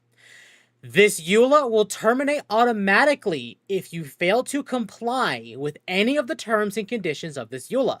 Upon termination of any reason, you must immediately uninstall the product and destroy all copies of the product in your possession. So I heard some people say that this is not new, and that this has been around for a while. I have heard that too, yes. Which that is the case, I wouldn't be surprised because now people are looking into EULAs of like other game companies like Nintendo and Gearbox need to and keep 2K. in mind that some people are only just now reading this stuff because of all the controversies. Yep. And they're starting to go like, huh, I actually am curious. What is in the end user license agreement I signed? Yeah. And they start reading through it and they're like, holy shit, what? It's like that episode of South Park. South Park. Yeah, when they're like, wait Where a they second. signed the EULA for Apple and it says that we can turn you into a human centipede.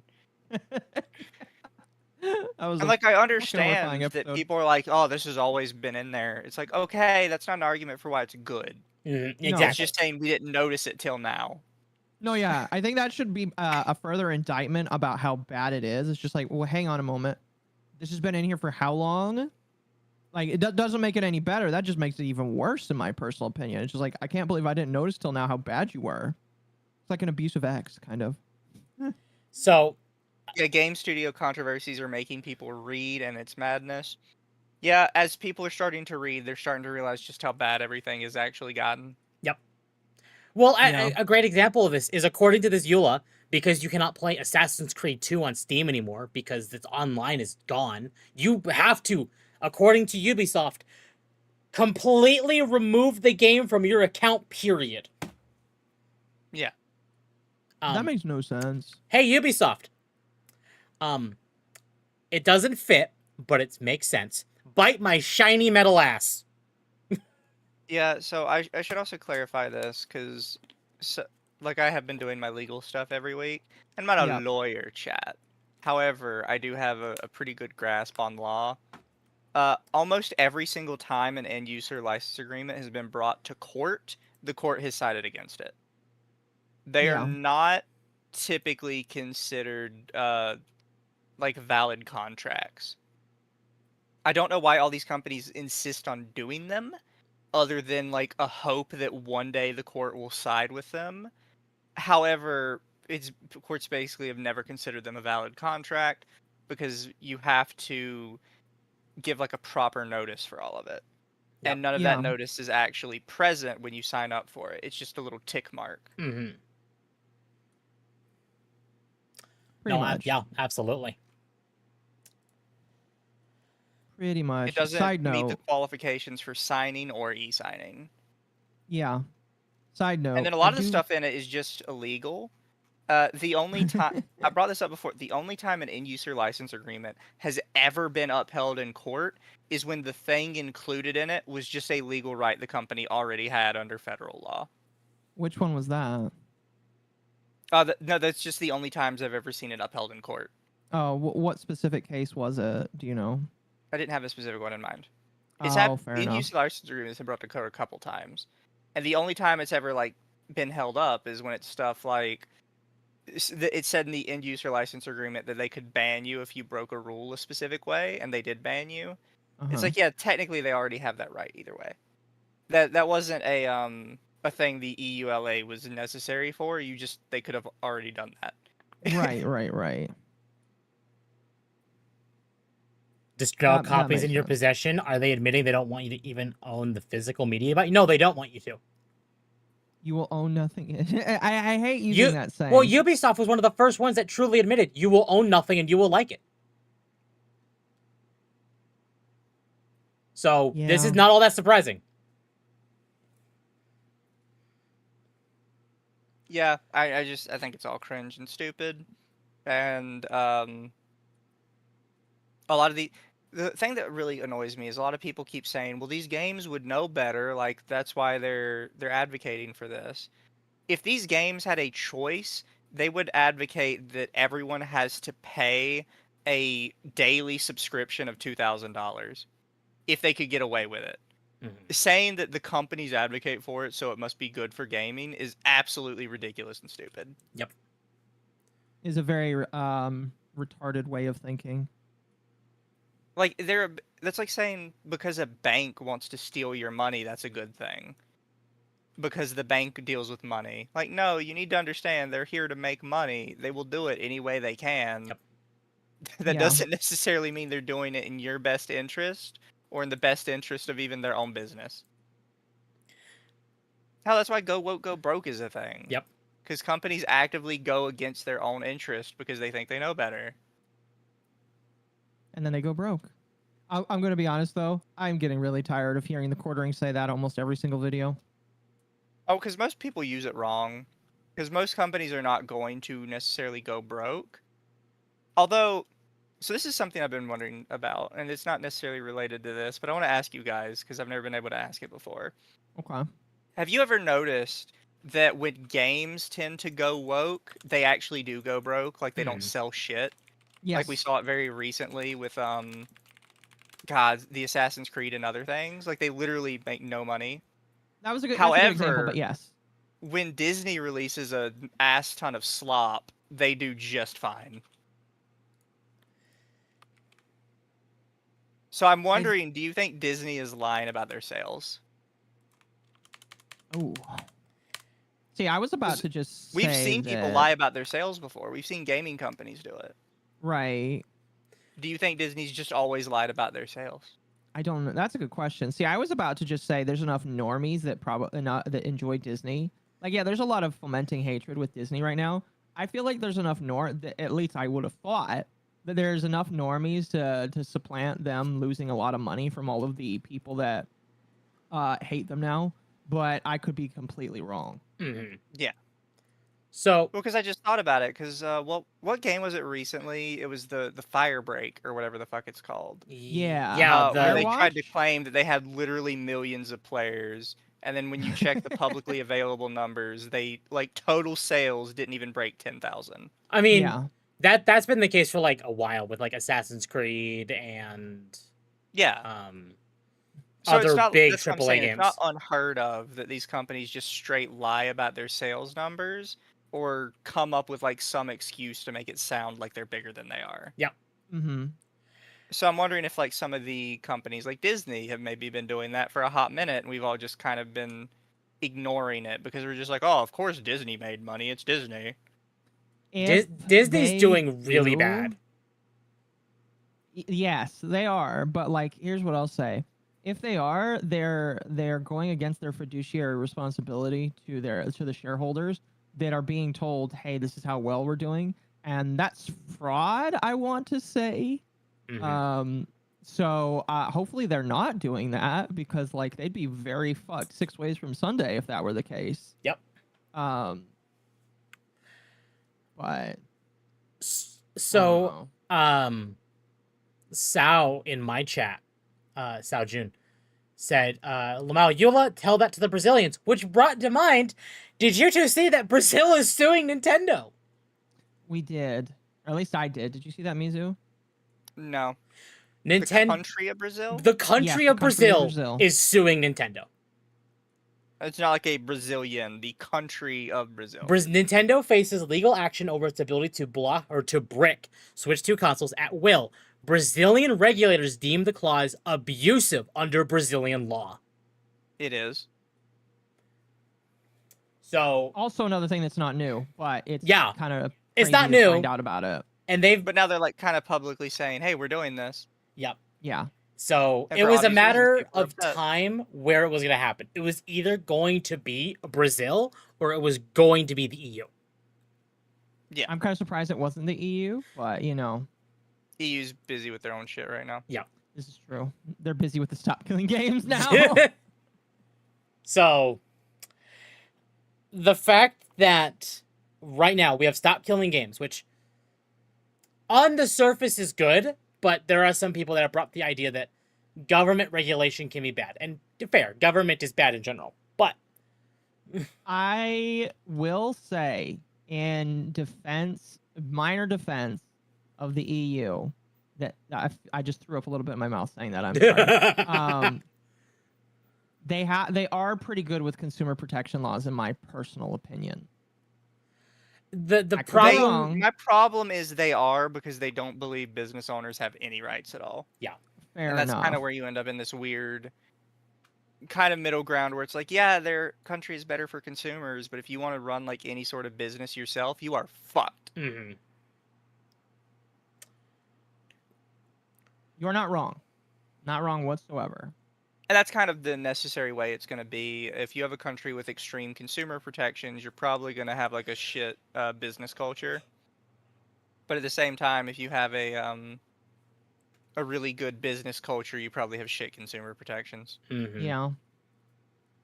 That is the major issue you run into. My concern with stuff like this and stuff like Stop Killing Games is when it hits places like America.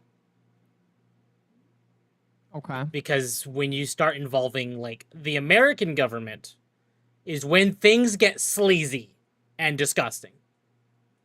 What? No, I've said before is I don't see the government handling this very well. No. But at the same time, I also don't see this getting handled without the government. You know what I mean? Yeah, exactly.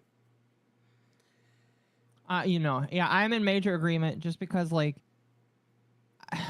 there's been nothing that has happened until potentially now.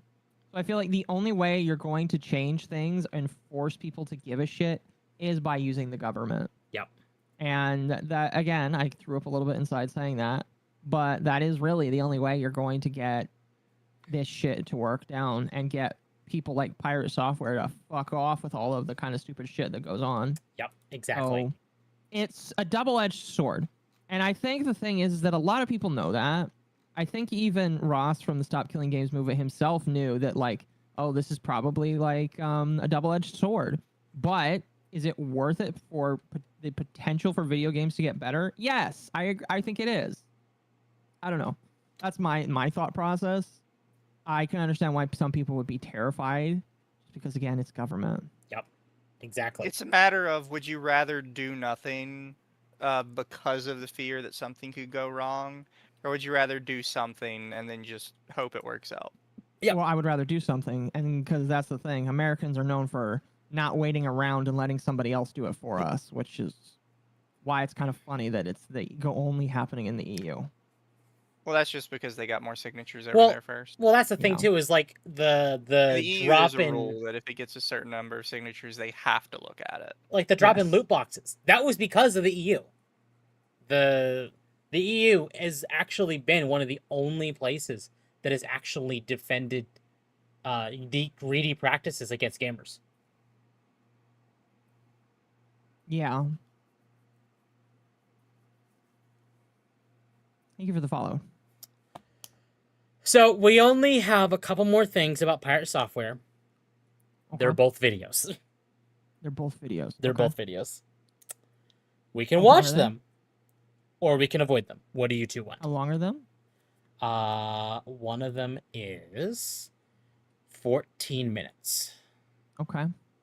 I mean, I'm fine with that. It's up to Mizu, though. Oh, I mean, I might leave soon. Okay. You're gonna go do the you smash. You guys do whatever you have Yeah. planned. Fair enough. All right, Temp, we'll watch the video then. Okay. Or I'll be listening to the video, but yeah. But yeah, I've kind of given my thoughts on most of this already, I think. No, yeah. Yeah, Fuck Thor. Yes. I agree. He's a bitch. He's a very furry bitch, and I'm glad that he lost. See, that's one thing that I like. You can never escape the allegations, and I agree, because I'm also in the tech field. Tech people are commonly furries. Are you self-reporting, Temp? It's just, I hate being associated with furries, but I can't stop not never- being, I because never said no, chat. You heard it never here said- first, chat. Temp is a furry. He never said no. watch the video 2 times speed with a pitch shift. Oh God, we will watch it at 1.5 though. All right. 1.25. Well, Mizu, if you want to drop out, you can now. It's up to you. Yeah, I'll dip. Thank All you right. for having me. Yeah, thanks for coming. I Of appreciate course. Hope it. my opinions didn't mess anybody up. No, they're No. fine, Mizu. Your opinions are just fine, and don't let anybody else tell you otherwise. Temp But you guys furry. have fun with these videos. You too, Mizu. Yep. Have a good night playing the Warhammer. I shall. Peace. All right. Let's get started on. Actually, can I go through super chats real quick? Of course, I'm gonna use the restroom while you do that. All right. Chat, really quickly. I have some new clips here. All right. I have some new clips. All right. I should have used this one earlier, but when it comes to Pirate Software games, this is what I feel like.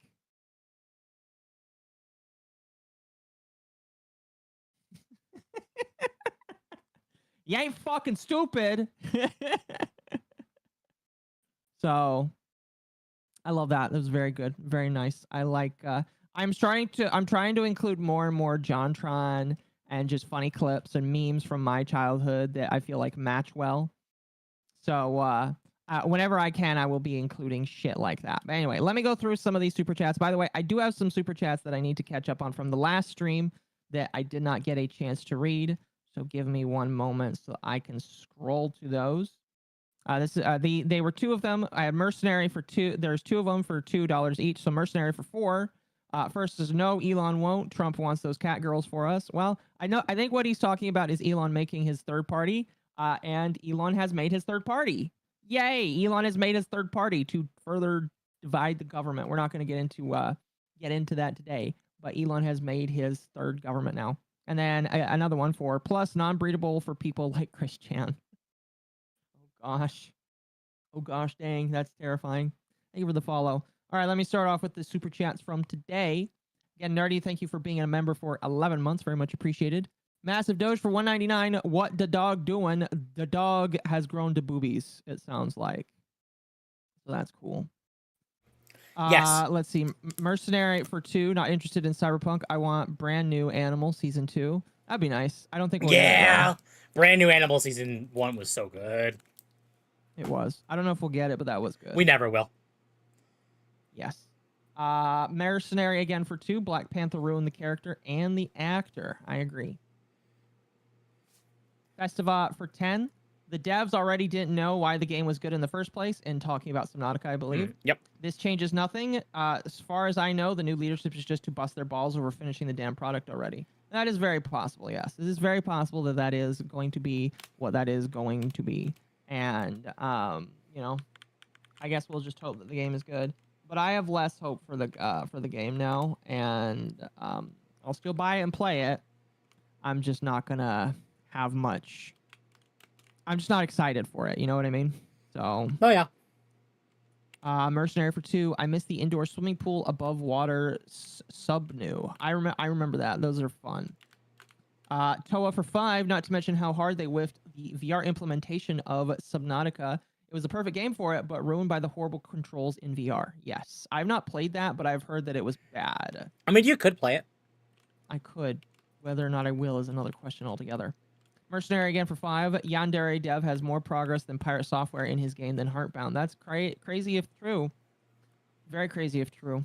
By the way, chat, thank you for meeting the goal. The Pirate Software Yippee has been repelled. So now we are trying to replace the Pirate Software Yippee with the Asmin Yippee. So that one can laugh at the other ones. Mercenary for $2. Wait, was Ludwig once on side-scrollers? I don't know. I don't know. You would have to look it up, chat. I don't know. And then Mercenary for $10. And I am skipping super chats that were successfully read out by the thing. Mercenary for $10. If these companies could press a button to steal all the money out of our pockets, but the end result would make us into chunky salsa, they'd hit that button 1,000 times just to be sure. Oh yeah. And yeah, they probably would. They probably would. They probably would. Anyway, that's all the super chats I have for now. So we can bring up this video. What is this video called? Temp, you're turning into a mall, you piss princess. This is the first time I've gone to the bathroom this entire stream. Oh my gosh. A mall typically goes to the bathroom like 5 or 6 times a stream. Also, High Rage, welcome. Like the stream chat, by the way. Like both streams. Chat. Like the stream chat here. I'm going to do another reminder. Chat.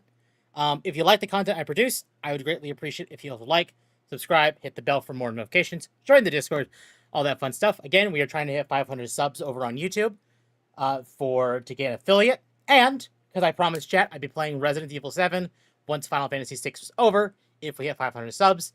So, if we hit 500 subs before 6 is over, we'll be playing Resident Evil 7.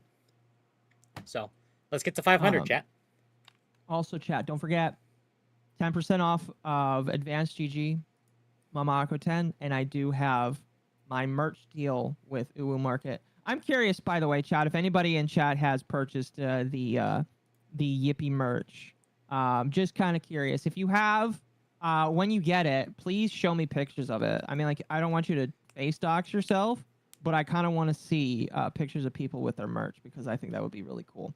So buy it if you haven't. It is a little expensive. That's why I recommend personally going after the stickers or the keychains first. And if you really want a shirt, to go after the shirt as well. So why you count Jamal bathroom trips? It was a guess. I wasn't counting. What? People started calling That's Occo. totally fine, chat. People started calling him all Jamal. Oh. Anyway, that's all I got. So yeah, this video is from Quinn Theo. Pirate Software quit and lied about it. I think he's gonna show some of the same clips we've already seen. Possibly, but that's okay.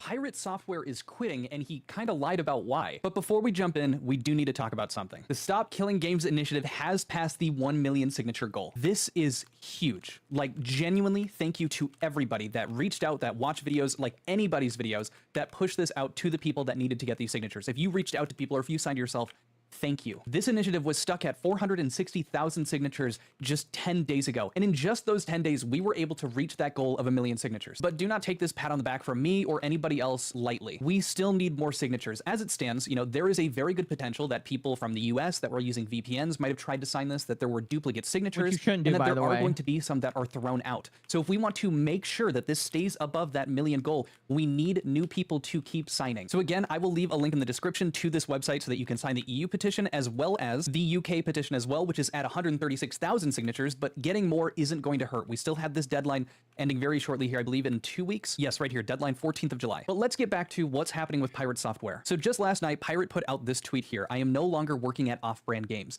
People were attacking all of the games we were publishing and trying to mass review bomb them. You can dislike the things I say, but this kind of behavior is unhinged. Learned a lot there, accomplished a lot, hope they succeed regardless. Love those dudes and love working with them. Hope they... Of course.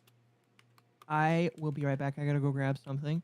And since we don't do chair reacts here, give me like 2 seconds. I'll be right back. Of course, chat, if you care, I am playing Binding of Isaac while we're doing React stuff. Occo, do you have a figurine? Would you like to have a figurine?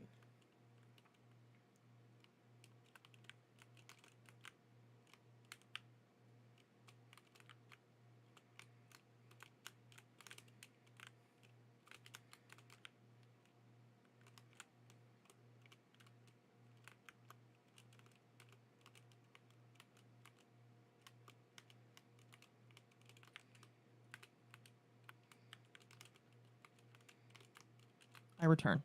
Welcome back. Hello, Jazz in the chat, by the way. I sent you that video? Yes, a bunch of people sent me this video, actually. But I do remember you sending me this video. Mercenary. Let's continue. Okay.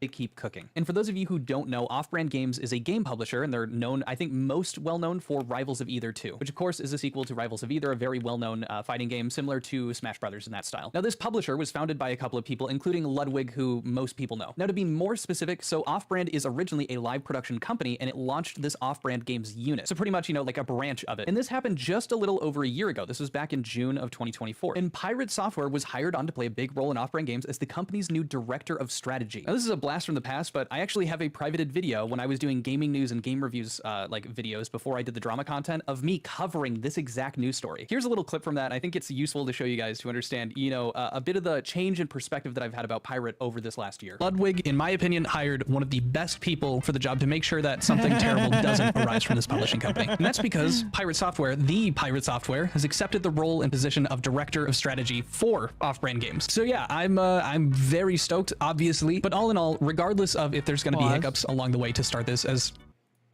it's kind of funny how perceptions of people can change in a year based off of how much of a dick somebody acts.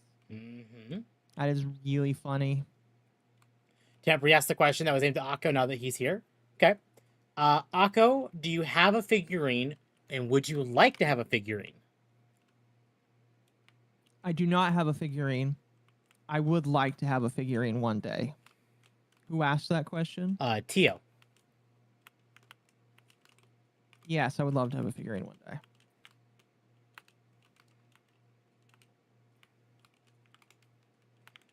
Okay, you good? Yep, go ahead. it is a new publishing company entering the sphere of gaming, but I don't think that you could have found a better person to get started and to direct for strategy in a publishing company than the Thor. It's a match made in heaven, and when I found out about it, I genuinely got very excited. Yeah, so you can tell my perspective has shifted a bit about Pirate Software, drastically even. As a matter of fact, he was one of the first people that I attempted to reach out to ask for advice about how to make a better YouTube channel. Legitimately, Pirate Software and Ludwig both had very huge impacts on me starting my career as like trying to be a YouTuber. And unfortunately, they have been the two people that sorry I've for been talking laughing, about the but most yeah, in like the they're last 2 bad weeks. people But a to specific ask. thing that I had said that I didn't think that they could have found a better person to be in the role that they put Thor in. Well, now they have to find somebody. But let's get back to the intro of this video. Pirate Software lying about this quitting. What do I mean by that? Now, I want to specify because he actually addresses this in a follow-up reply. For those trying to say this is now somehow a lie, he talks about this. We're going to get into this part, but this here at the bottom is the thing I want to address first. He says, overall sentiment was to bash the games and the developers working on them to try to get back at me. Not worth bringing them down for my opinion. Also stop it, get some help. So this not worth bringing them down for my opinion, I think he genuinely means that. That is the part that I do not think he is lying about whatsoever. That's usually what ends up happening with these things. If one person that's a part of a company ends up getting a ton of flack, they'll step away because they don't want the entire thing to burn down, or the company itself doesn't want itself to burn down because they have this individual that's under so much hot water. But the thing that people are pointing out is this intro of his tweet here. People were attacking all of the games we were publishing and trying to mass review bomb them. Now, when you think of mass review bombs, a lot of people will think about stuff like Overwatch 2 hitting Steam, for example, mostly negative, 346,000 reviews. There was a huge mass review bombing of Overwatch 2. And admittedly, I think good part of it was because they deserved it. But there were some folks that actually did some research to see what was going on with this mass review bombing. Also, really quick here, if you guys aren't subscribed and you're enjoying the content from the last couple of days, if you could consider giving this a subscribe, you guys are the reason that I get to do this. Put this video in the comments so people could click on it as well. Of course. Just put it in the comments so that we can make sure that we pass along the video. I mean, I hate it when Steam does that, or not Steam, Discord does that. Yeah, put it in the description. So chat, if you're interested, that is the video. Click on it if you want to give the guy original view, because very obviously he deserves it for giving us this kind of information. Anyway, you can continue. That I'm getting to do this full time. I am genuinely so grateful, even if you're not going to subscribe or like the video, that you're just watching. Like seriously, just a few short weeks ago, it felt like I was circling the drain, and I've recently started to try to redouble my efforts and work hard on getting content out for you guys. And it seems like I'm doing a better job than I have been. And again, it's thanks to you guys for keeping me motivated to get this stuff out for you guys. And I promise you that I'll be covering the drama, whatever it ends up being down the road. But thank you for watching, and I hope you enjoy the rest of the video. Specifically, this gentleman here, Mischief, had done some research and started this Twitter thread. He said, none of off-brand games titles are getting review bombed. Ludwig and Pirate Software are both blatantly lying to seemingly further slander the Stop Killing Games movement. Incredibly weird and manipulative behavior from the both of them here. And he includes showcasing the most recent reviews of those games. And we can see that only a couple of reviews are negative. That is 6 negative reviews. And you can see the bar is about the same size right next to it, and then a few small ones here, and then a large one, which also, if you just look at the entire graph, it's not super out of the realm of normal. As a matter of fact, there's a ton of positive reviews that are showing up. And then they also showcase Ludwig's tweet from a couple of days ago here, talking about how he was getting mad that Rivals 2 is getting shit for this. And you did see when I was talking about off-brand games, there were a few other games that were under them, and he goes ahead and checks those as well, showcasing that the most negative reviews they had were back when it released, I think, back in November, leading into where it is now in July, which is just following the trend of the recent months. Now, this one is for Rivals of Either 2, and then following after that, this is the Bonnie Bear Saves Frog Time demo. There aren't any negative reviews. And then we can also see here for the Aethermancer demo, nothing showing up as well except for originally on back in February and March. And then you can see over here the more recent stuff. There has been one negative. That entire bar is encompassing a single negative review. And so that happened 3 times in those days. Now, I actually will say, looking at this, I might need to do some research myself because this is only going up to June 23rd, it's looking like, or something close to that. So let me double check these numbers. But a game that is receiving a lot of hate is Pirate Software's own game, Heartbound, which has been in development for 8 years at this point. So we can see here recently, also, I'm assuming, you know, tied to the negative drama that he's surrounded. I know that games can be in development for over a decade. I believe that that is possible. But a single guy who has this literally as his job, because that's him making his video game. He's basically Grums at this point, is what he's doing. He's like I would almost say that him and Grums are like go hand in hand. They both came from Blizzard. They both worked at Blizzard. Although I guess I feel like one did slightly more. One actually did a lot more at Blizzard than the other. And both of them are making a video game, but it has been in production hell forever.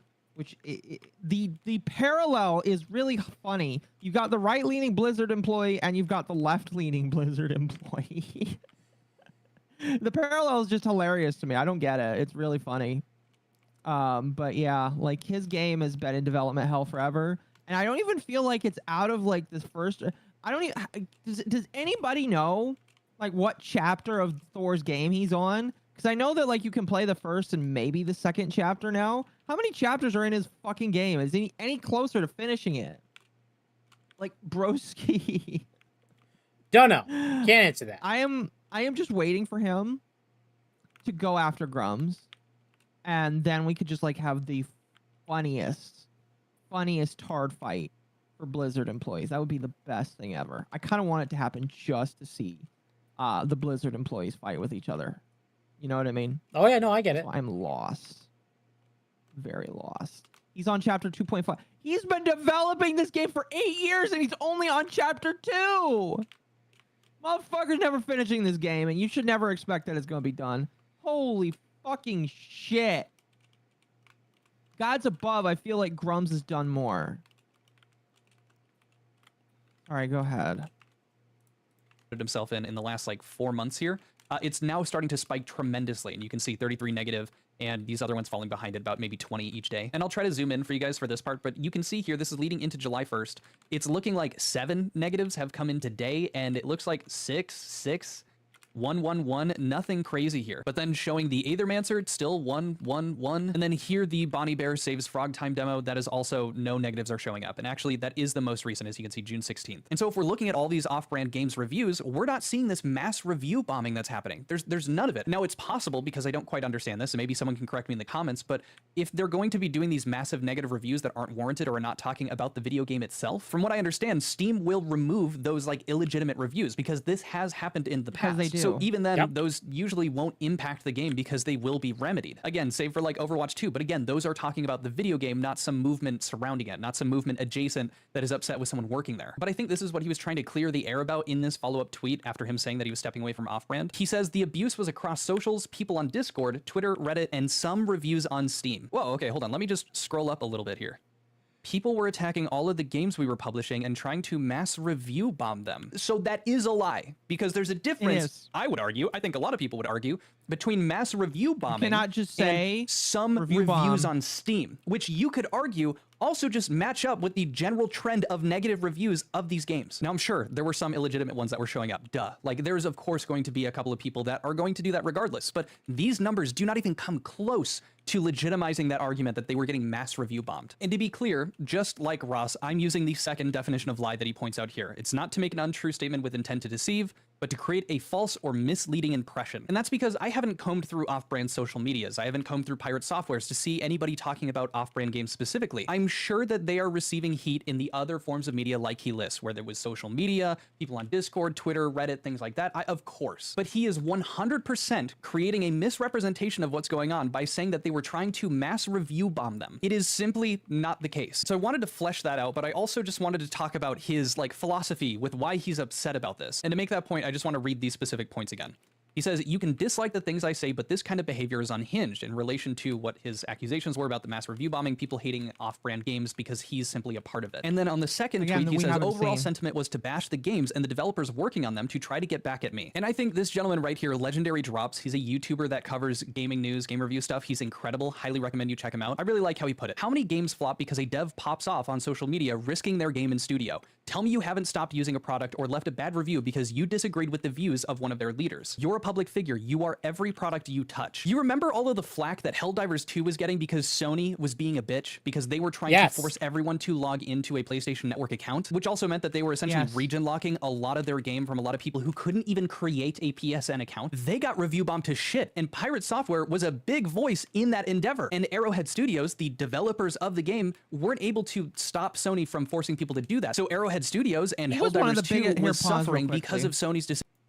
If I remember correctly, he was one of the biggest proponents of saying, guys, go leave them a negative review and tell them what you think. Yes, he was. One of the biggest.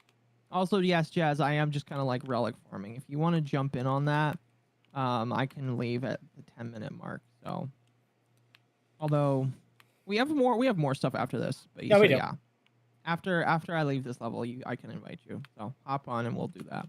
Anyway, continue.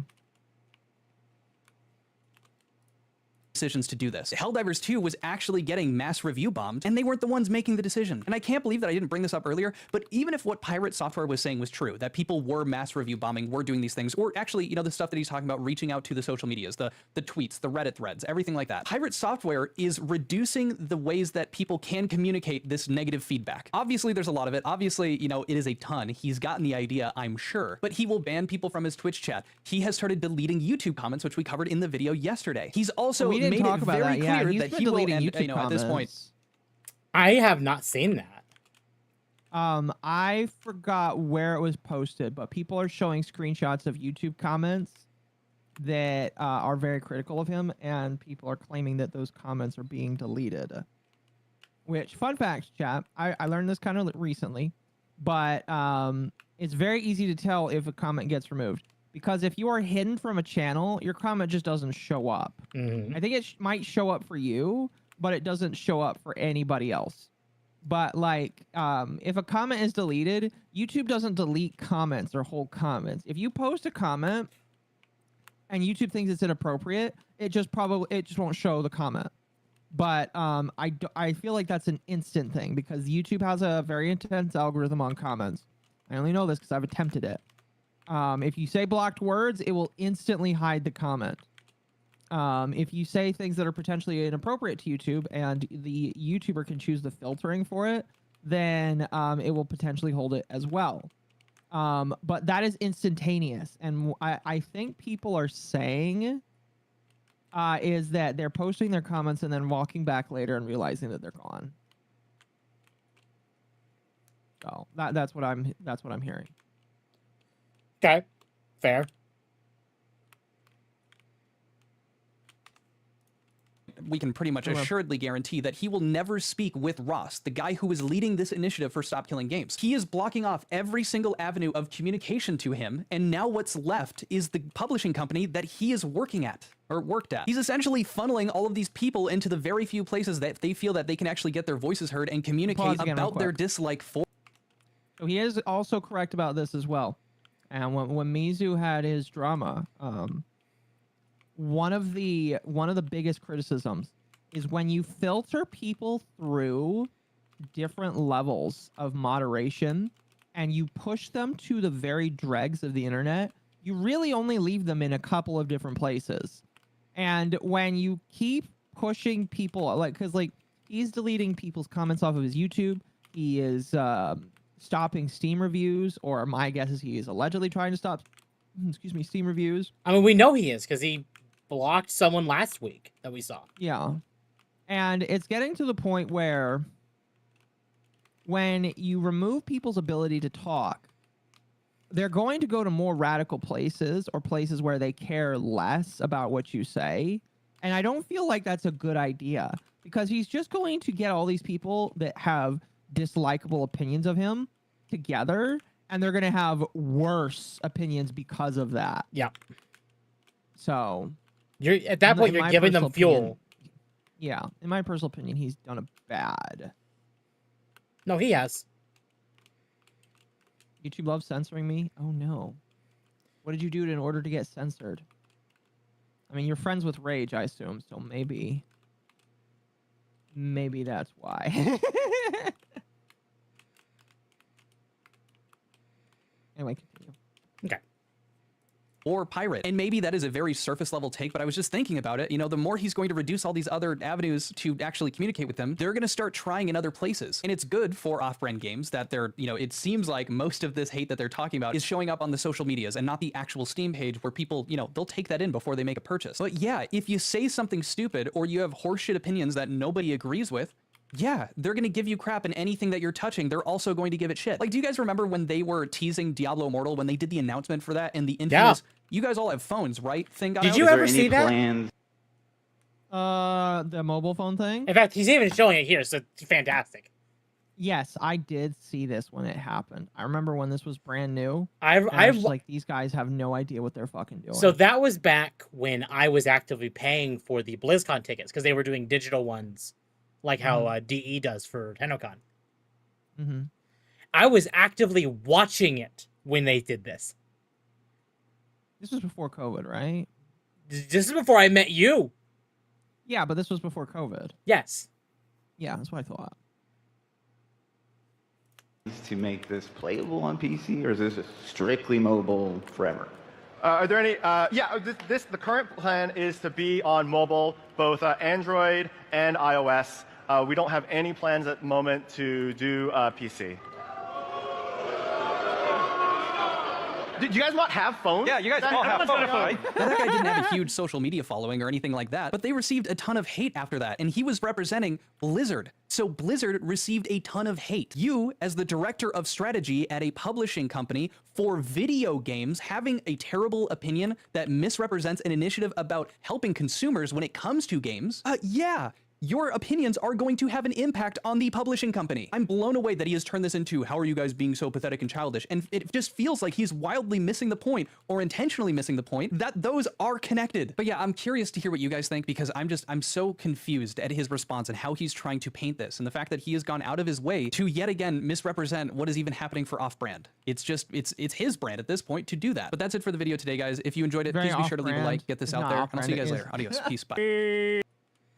That's Oh. awesome. And then we had one more video. Okay. Where is it? By the way, chat, because you guys were all asking a bunch of questions about this Warframe, this is a spider Warframe. That is all I'm going to tell you. Spider frame. And Temp is scared of it. No, I'm not. He kind of is. Darsky. We need to have a talk. Sorry. We're bringing this up on stream. Wait, what?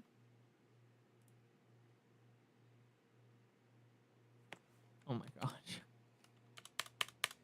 Darsky.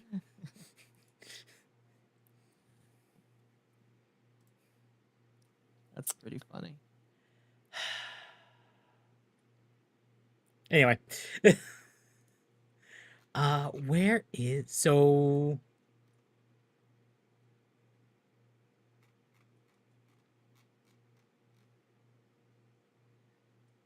Oh, While you're looking, I'm going to take the ice cream back to the fridge. okay. Had enough. Does it do whatever a spider can? Yes.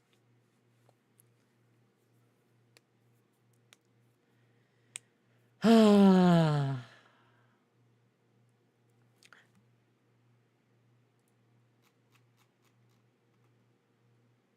out of 10 meme.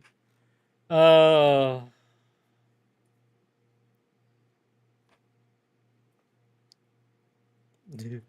Get me pictures of Spider Mom. Oh, this is Yeah. This is something that I'm seeing right now. Allegedly, in Baldur's Gate 3, there are storylines that have been cut. So that's false. Oh, is that false? They have decided to use Baldur's Gate images because it is the actor for Karlach opening their mouth about it. Ah. But it is not about Baldur's Gate. Are Streamlabs messages disabled? No, but I don't know if they read out on screen. I believe it is only YouTube ones. I need to figure out how to do the Streamlab alerts ones. Check this Mercenary. I saw Mercenary, thank you. So the two videos that we still have left are, one of them is tied to Stop Killing Games, but it is going over the actual problem with it, which is very government oriented. And the other one is a developer examines pirate software. I will let you choose if you want to watch either of them. Text to speech has been enabled for tips. I think it will work. Don't crucify me if it's wrong, chat, but I think it'll work. Sorry, will you go say that again? The two videos we have left, one of them is about the problem with Stop Killing Games, which kind of goes over the government ramifications. Okay. The other one, developer examines pirate software, part 1. Let's go through that. How long is that one? All right, so 22 minutes. Let's do that one. Let's do Okay. that one. Let's do that one. We will put this one at 1.25. And back here. I'm sure many of you have heard of Jason Thor Hall, better known online as Pirate Software, due to all the surrounding drama related to Stop Killing Games. This video isn't about the Stop Killing Games drama. I do support the Stop Killing Games initiative, and anyone in the EU currently watching this should go and sign if they care about game preservation. This video is going to be a review of Jason's job history, game dev industry claims, coding ability, and his heartbound and champion of breakfast DRM solutions by me, a developer. I won't be touching on his hacking skills much in this video, since from what I found, all of his DEF CON wins were team efforts, and all of the stories related to hacking are just that, stories. Outside of his word, I generally can't find anything related to it. There isn't anything concrete or of substance in these stories for me to actually analyze and review. If anyone knows where he actually has hacking write-ups or knows This man is doing something very ballsy right now. You know what he's doing? Enlighten me. He is trying to push Pirate Software to prove that he actually has all of these accolades. And I find that to be extremely hilarious. Oh, yeah. Because Pirate Software has made a lot of claims of his accolades and his abilities. And I'm not going to say that he does or doesn't have them, but he's not shown proof that they actually exist. So what this man is doing is pushing for something like that to exist. And obviously we'll see if something is said. But this is, I like this. Off the bat, I just like this already. I'm excited. So. Oh. Thank you for the 10, chat.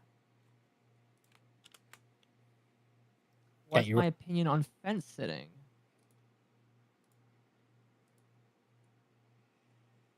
Oh.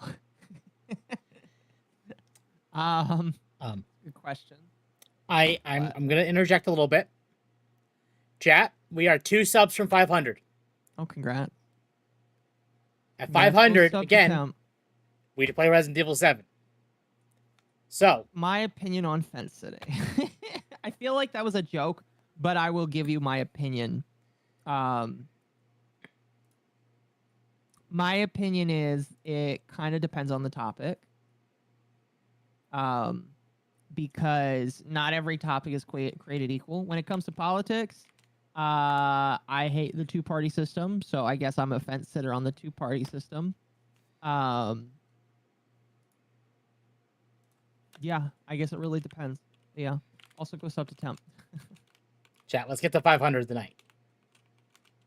Let's push that milestone. Thank you for the 10 again, by the way. And I will continue to read super chats here after this video, chat. Sub to the dogs you can experience. The average post-Katrina Louisiana family. Damn. The dog is getting bigger. In more ways than one. Indeed. Again, chat, thank you for the support. I greatly appreciate it. Yes. knows the VODs where he actually does something related to hacking, let me know and I can do a separate video going through and reviewing it. Okay, with that out of the way, let's start with Jason's LinkedIn job history. So if we look at his LinkedIn, we can see his first recorded job experience is from 2002 to 2009, where he was a freelance security researcher and developer. In 2002, Jason would have been 15, and from what I found, he hasn't taken any program classes, so anything he knows at this point is largely self-taught. Another important thing is Jason actually had a job in 2004. Which is not a bad thing, because what's funny is people are like, oh my god, it's so good that Pirate Software did this, when PewDiePie did the exact same thing and people are now mad at him for doing it. And it's like... Yeah, I don't have an issue with him learning on his own. Hell, a lot of what I have is self-learned. I don't have an issue with him learning on his own. The problem is that his self-learning sucks, and he's not really good at what he does. No, yeah. So I believe in it, just not him doing it. Absolutely. Completely agreed. That isn't listed here as a quality assurance intern at Blizzard. I went to Blizzard in 2004, and like this is kind of my whole career, right? My first job I got through nepotism, 100%. My dad worked at Blizzard for 23 years. He worked at Blizzard for 23 years, so I got a job there in 2004. I was shit. I was shit at this. And I realized I was shit. Also, I think it's important that we talk about his dad for a second. Jason says his dad just worked. Yes, he did. You're continue because I'm gonna go off. Oh.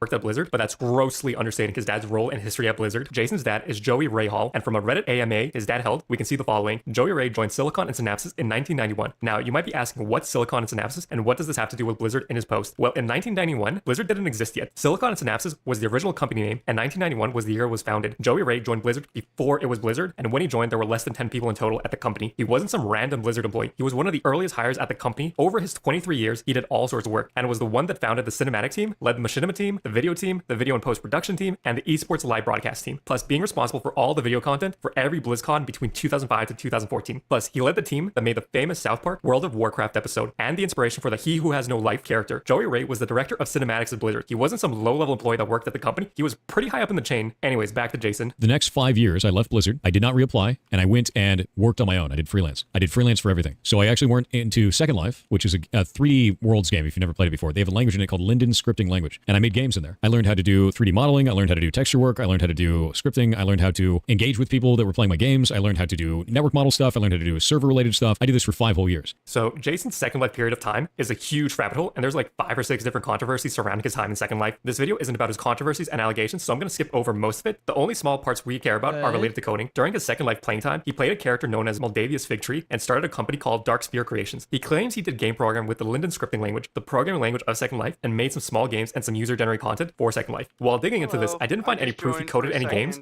Can you pause? I would like to say something. Yeah, pause. You're good. Go ahead. All right. I just wanted to say, goddamn, like Joe. First off, can we just acknowledge Joey Ray is such an amazing name? I mean, Pretty American name. Yeah, it's fucking awesome. Like, his dad's great. I feel sorry for his dad because, damn, his prodigy is such a fucking failure. Yeah. Yeah. I mean, again, he even just admitted that he was a Nepo baby. Okay, I can't believe that, by the way. To be fair, at least acknowledging, you know, reality of your situation ain't too bad. Like, all right, you're at least self-aware enough to know you got this because your fucking daddy was. Yeah, but like the problem is that he later down the life will say he isn't a Nepo baby. He said that earlier. Wait, he did? Yes. Yes. That comment is really old. I don't know when that video came out, but nowadays he says that he's not a Nepo baby and he got in through his own merits. Through his own merits. We know how he got in. He's a Nepo baby. Fucking God. Also, hello everyone. Yes, I just decided to show up. I wanted to read a bit. If they were going to talk about stop killing games and the government stuff, I was going to scream more, but I just came in to say that one simple little thing. You're welcome to stay. Nah, I got to get back. I got the boys I'm hanging out with trying to farm for Spider Mommy and help out my clan. But also, one other thing I do want to say, he does give self-taught a bad name with how much of a fucking dumbass he is. Yeah. And you're right, Occo, because yeah, people got so butthurt. And hey, everyone in chat, if PewDiePie could learn how to do it, so can you. Amen. Amen. Amen. Yep. See, like even for me, I would have to obviously jump back into it.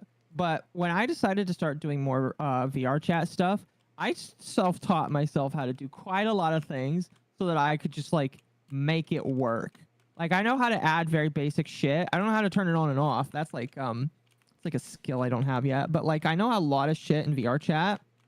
And so like self-teaching yourself can be possible, but like Jason doesn't do a good job at it.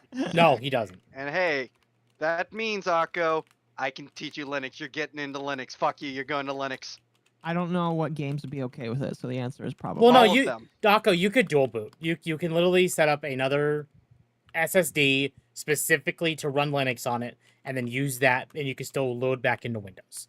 And also, it's called QEMU. It's a virtual box. You can play all your games on Linux. Also, you do have your Steam Deck, which is Linux. I know. What I'm saying is right now I'm fine with Windows on as the operating I mean, that's system, fair. so. Occo, you heard it here first. Occo is submitted to the brain virus. Occo's here trying to promote the Windows cancer. He's in the conditioning. They're in the Matrix. Ah! And he's gone. VR chat is Unity? Yes, but Unity is very terrifying for somebody like me that doesn't know how to do anything. So, yeah, and... Anyway, continue.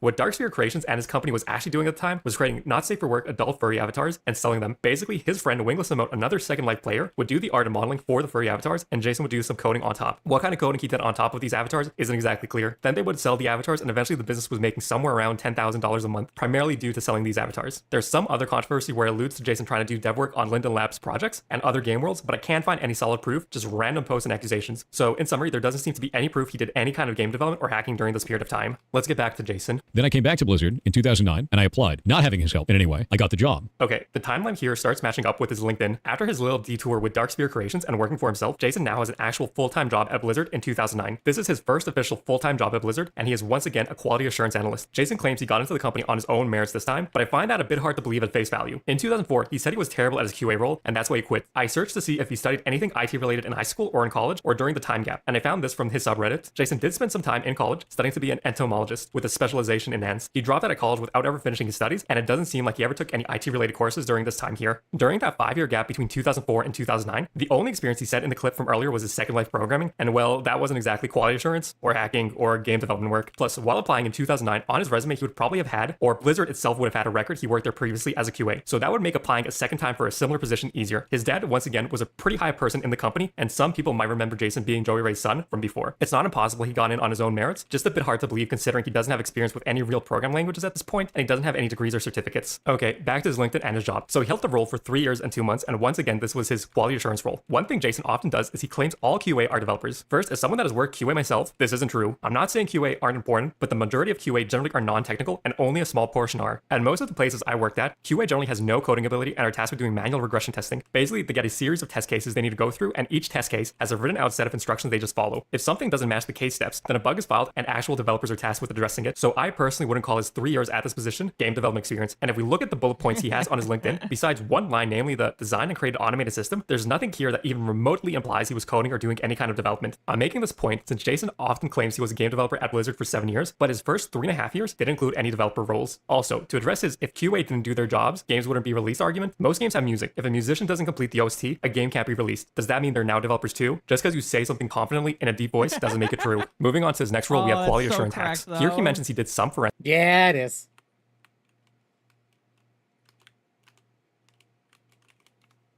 Analysis and detected threats. Also, something I'd like to note, all of his game projects listed here were coded using primarily the C++ programming language. This is a low-level programming language. This will be important a bit later in the video. As for the role, again, I wouldn't call this game development experience. This is more related to security work than game development itself. And from the bullet points, it doesn't seem like Jason was doing much coding. His next role for 6 months was test engineer. My opinions are pretty much the same as the previous role he held. Moving on, we have the next role as security engineer for 11 months. This one is interesting. Since the bullet points here notes he managed web application security. For those that don't know what web applications are, it means he was working on websites and not games. There's no mention of programming here or what tools and languages he used. But regardless, this is without a doubt a non-game development role and doesn't have any overlap with game development. Okay, next up, he moved to another security engineer role for 3 months. Again, same opinions as his last job. Now, his last role at Blizzard was a red team member. Red team is a common IT term that just means someone inside the company that attempts to hack into their systems, either digital or physical. So red hats basically try to make hacks and show how they got access. So these vulnerabilities and issues can be addressed before real hackers can abuse them. Now, while red hat is offensive security and hacking, it doesn't always mean you're programming like you see with those green terminals and pics. If we look at the bullet points Jason has listed, we can see he did exploiting physical access controls and social engineering operations. Social engineering is actually one of the most common ways hackers gain access to systems, and it doesn't have to involve any programming at all. Social engineering attacks are something like the following situation. Let's say Jason in this example is a social engineer, and his target is a fellow Blizzard employee with access to the game servers. He could call them or email them from a legitimate Blizzard phone number or email and say he needs their account credentials. Normally, you would never share live in production account credentials, even if someone from your own company. But let's say Jason manages to convince the employee to hand the credentials over. Now Jason has a way to log into the system he shouldn't have access to. This is a social engineering attack. It's not technical illegal hacking like most people think of. It's generally just being convincing enough and getting employees to hand over info or access they shouldn't be giving out. All right, with all of that, and with all those jobs, we have 6 years and 6 months at Blizzard full-time for Jason, and if we include his time as a QA intern in 2004, we basically have his 7 years of experience at Blizzard accounted for. Judging by everything he has written here, it seems as though he's never held an actual game developer position, and he's never done any game development directly. All of his roles at Blizzard were either QA, website security, or social engineering, basically his hacking. It doesn't seem like he's ever touched C++, which is the industry standard language to use when doing game development. But before I finish my thoughts on this, let's check out one more job after Blizzard. After Blizzard, Jason worked at Amazon Games for 8 months as an automation engineer. Again, he wasn't a game developer here. He also didn't include much information under his bullet points. He did documentation of vulnerabilities and did some automation work with Python. This is the first officially recorded line that actually shows he did some programming. Python is what we call a high-level language, meaning the language is designed to be easy for humans to read and understand as well as to write. Python is a wonderful language, and I'm not throwing any shade at it, but Python is not a language used to create games. Technically, yes, you can code games in Python. Big drawback is it's an incredibly slow language. This is why the industry standard language for game development is C++,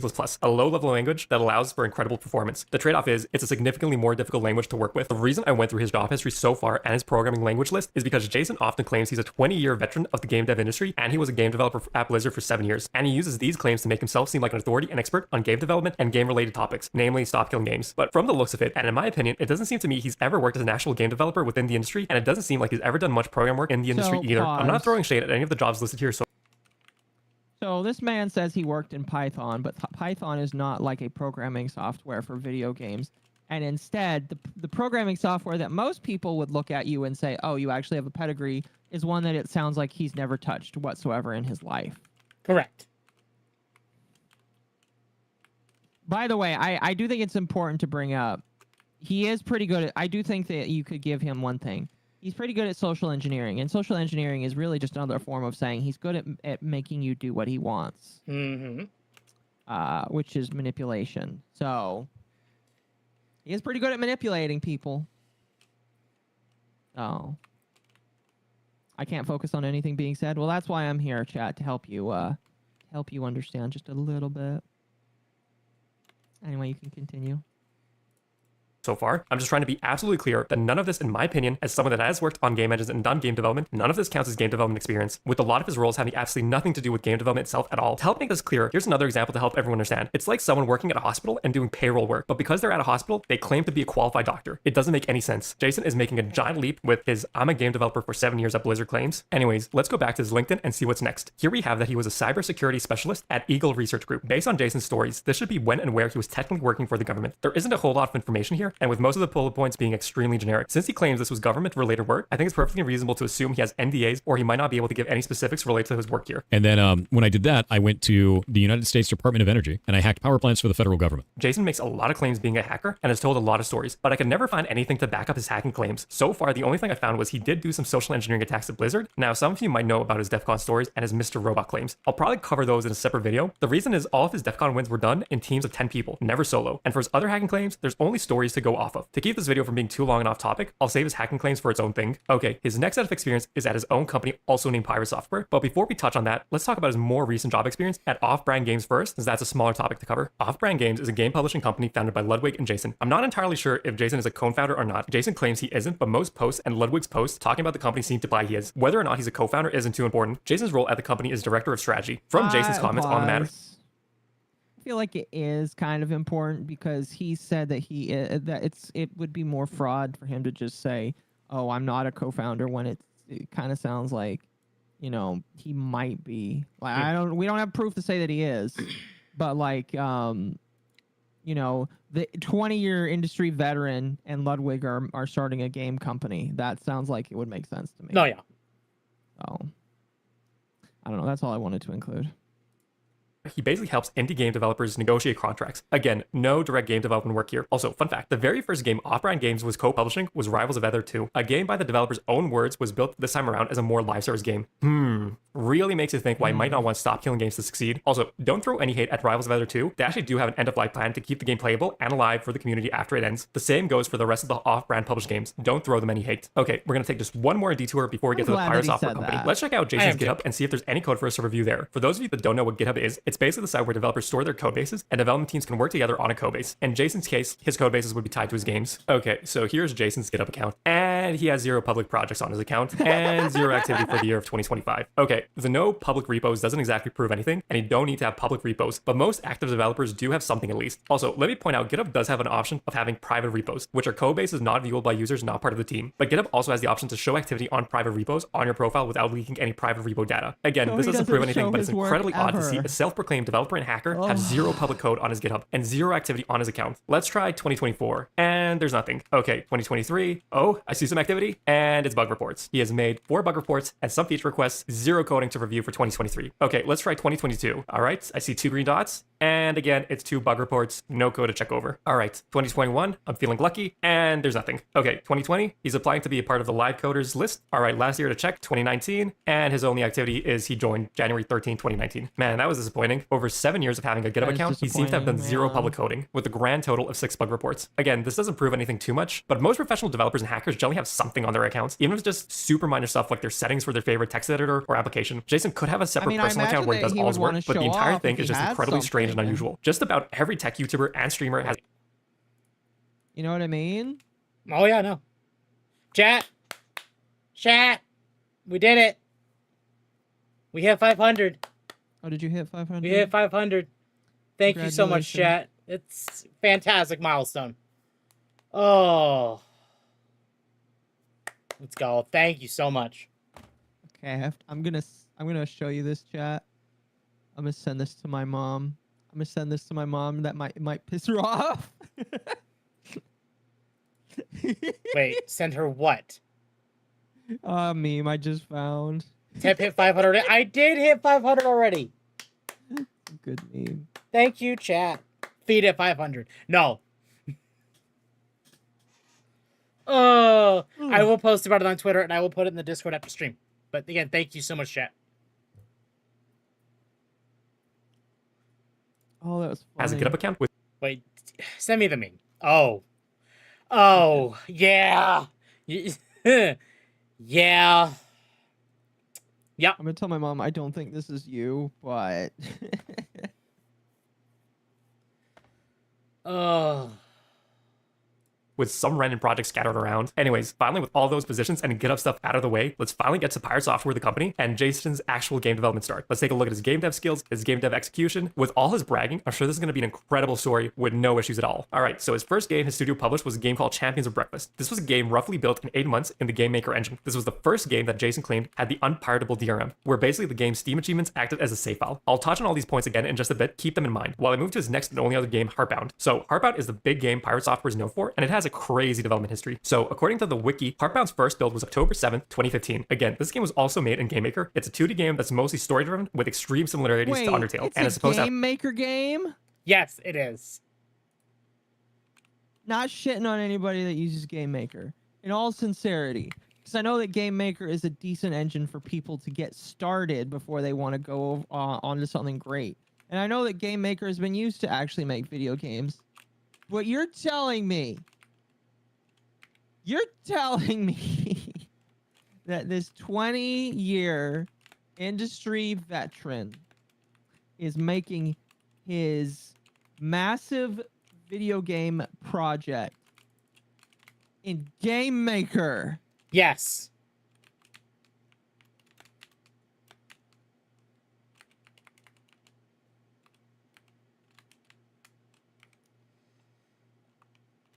Yeah, it's not a good look. Man's a fucking fraud, man.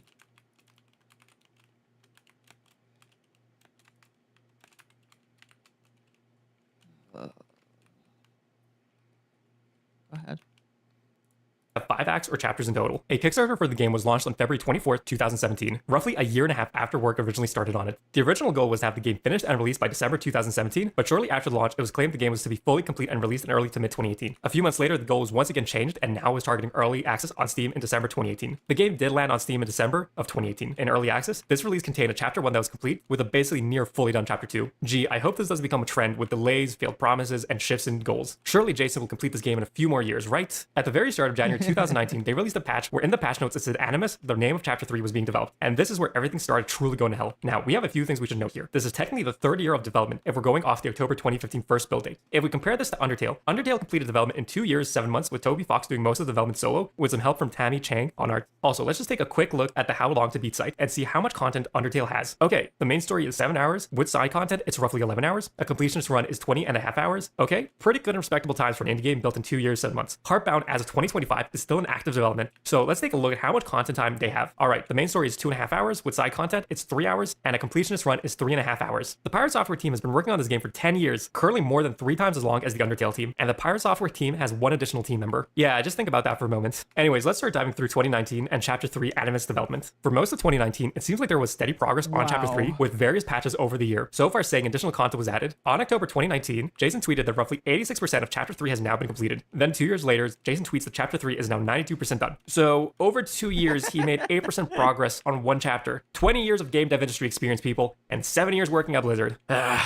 Okay, let's rewind and go back to 2020 and see the Twitch statistics and see what was happening. Okay, the start of 2020 up till March seems like a normal stream schedule. Seems like he caught a cold on March 10th. Then after 9 days, he goes to urgent care and is diagnosed with pneumonia and gets a COVID test. Then we move to March 21st and COVID test results come back and it's negative. No COVID, just pneumonia. Wait, never mind. March 24th, Jason goes back to urgent care. Pneumonia was incorrectly diagnosed and he actually has severe bronchitis. All right, March 30th, he's still sick, but once again confirms negative for COVID. This is really important. All right, a few days later, April 10th, and his cold status is defeated and we're good to go. I know I'm being semi-joking in this section, but I generally don't wish Jason any health issues. Alright, so then we move on to April 11th, 2020, and work on Heartbound has restarted. Work is continuing over the next few days. According to tweets, most of April was good, so was most of May 2020. We're still working on Heartbound at this point. Again, nearly all of the May prog is on Heartbound. Then we skip all the way over to July 2020, and work on Heartbound is still progressing. Seemed like there's some trouble during September, October, and November, with December being fine, and so is January of 2021 being fine. Then we hit February 2021, and then he tweets out he has had COVID for 9 months since the start of February of 2020. Wait, what? Jason was only sick in March according to his own tweets at that time period, and there's work from February from earlier, and there's proof he worked during April, May, June, July, and August at the very least, judging by his Twitch stats and his Steam announcements and patches for the game. It seems the only major slowdown of streams and work was 3 months of September, October, and November. Where he lost 9 months of time and had to stop development based on his tweets, I have no idea. I mean, it's not like he's going to change his story after this, right? Oh wait, there's this old tweet from November 2020 where Jason says he was recovering for nearly 8 months and couldn't daily stream or work. Let's look at the Twitch stats graph again, and his tweets. He couldn't work during this period, but everything he posts during this time says he was working on Heartbound, and his Twitch stats confirm it. So does Steam. I mean, Jason wouldn't lie and change his story and opinions randomly, right? Especially not to his loyal viewers and Heartbound fans. Let's skim the graphs and see what else we can see. Okay, 2021, minus the months of March, April, May, and June, his streaming is extremely good and consistent, with tons of stream days going past 10 hours and some days hitting 16 hours. 2020, about the same for March, April, May, and June, and September, with the rest of the months being slightly less consistent, but still more consistent than not. Then we get to 2023, and this is incredibly consistent with the stream averages being 6 to 8 hours per day. Let's start diving back into Jason's tweets. So on June 2023, he catches COVID again. Okay, that seems to match up with his Twitch stats graph. Here there's a clear week gone. Let's see what Jason says in July. That was a hell of a thing. That's the second time I've gotten COVID. The first time took 9 months to recover. This one took probably about, I think it was in total about 20 days. Oh, So he lied there's no about point in COVID. time I'm not overly surprised about that.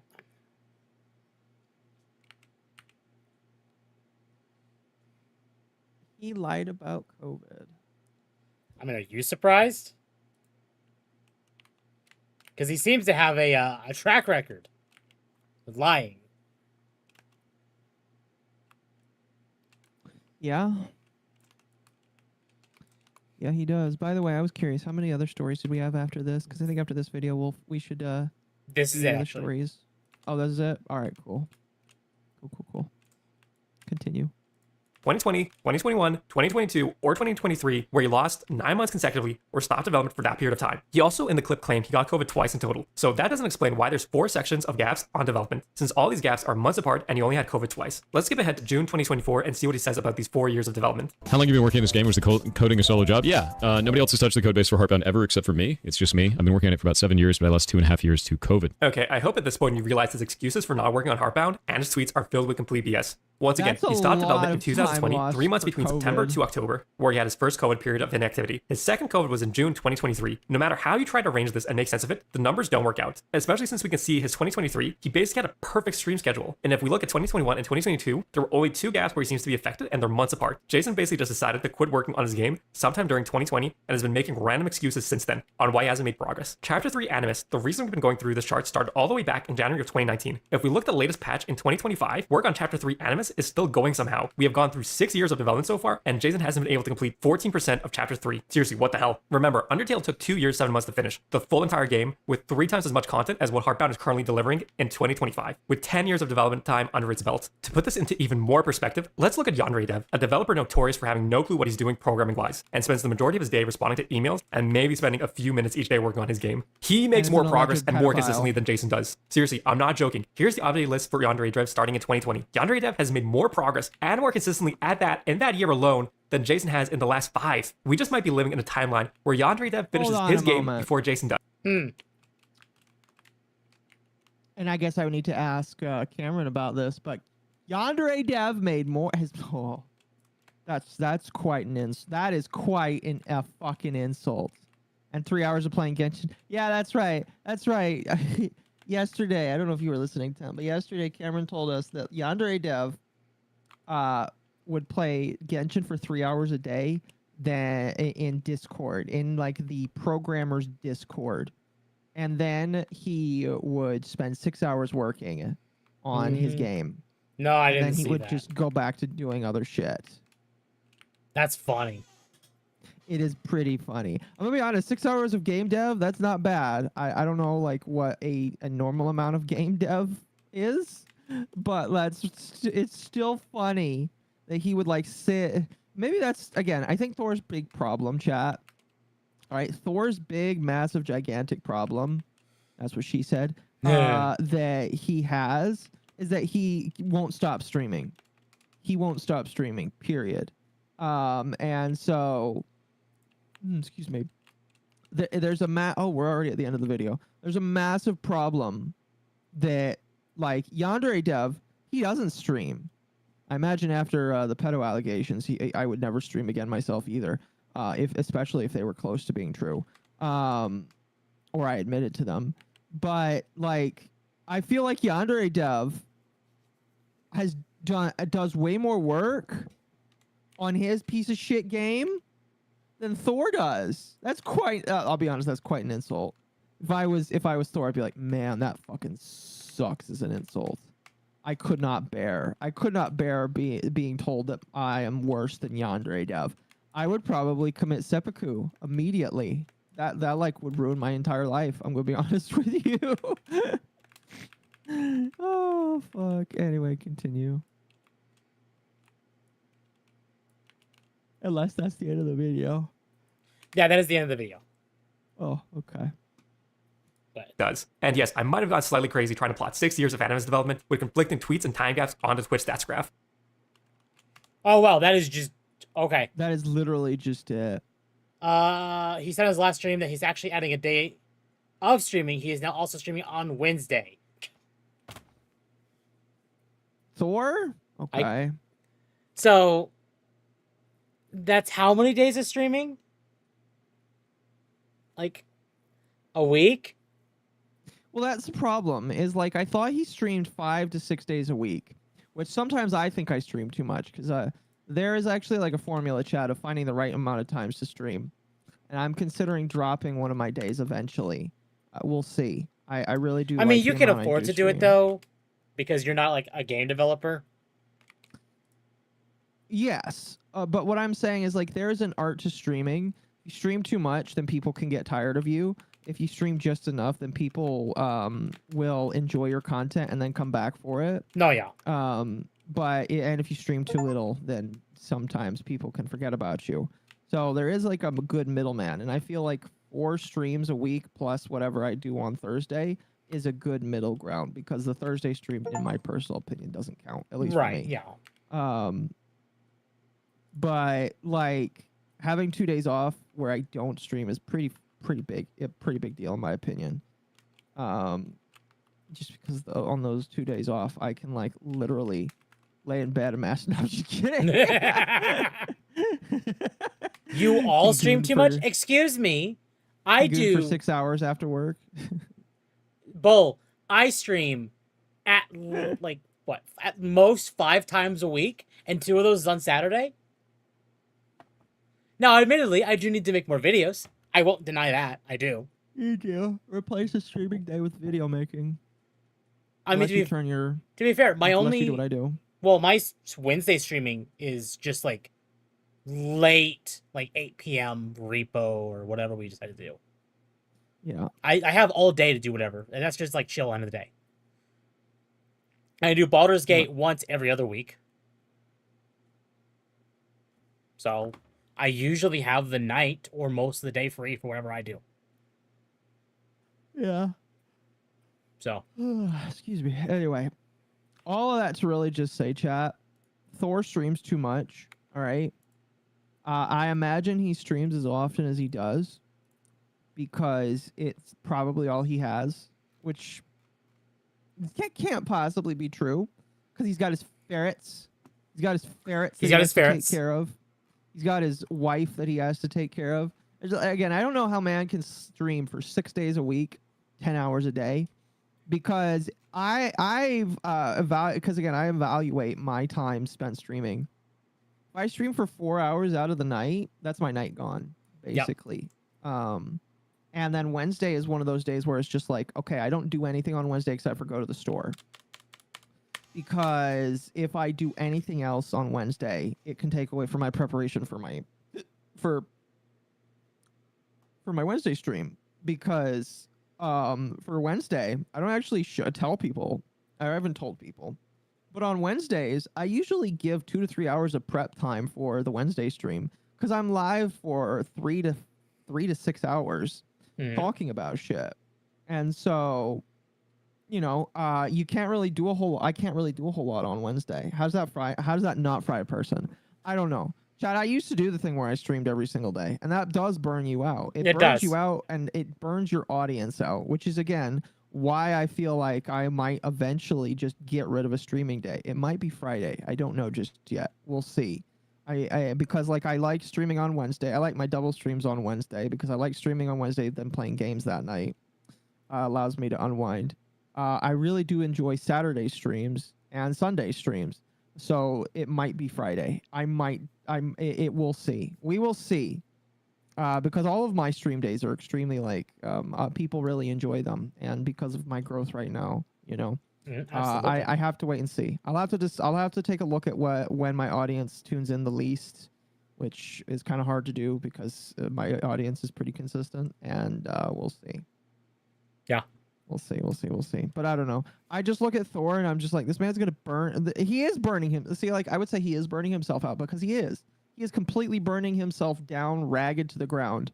And part of the problem is, and again, I'll use myself for example. When you stream as often as he does, his emotion, because I do believe that there's like a physical, a mental, maybe even an emotional toll that you have happen to you when you do nothing but stream all of the fucking time because you're on all the time. It's like a form of public speaking. Like you're not in front of people, but you are in front of people. You just can't see them. And the fact that he is on 6 days a week, 10 hours a day, entertaining people, pretending to be this big macho guy, inflecting his voice so that his voice sounds super duper awesome and sexy. Like, man, that really does wear on you after a while. I couldn't imagine doing that. No, yeah.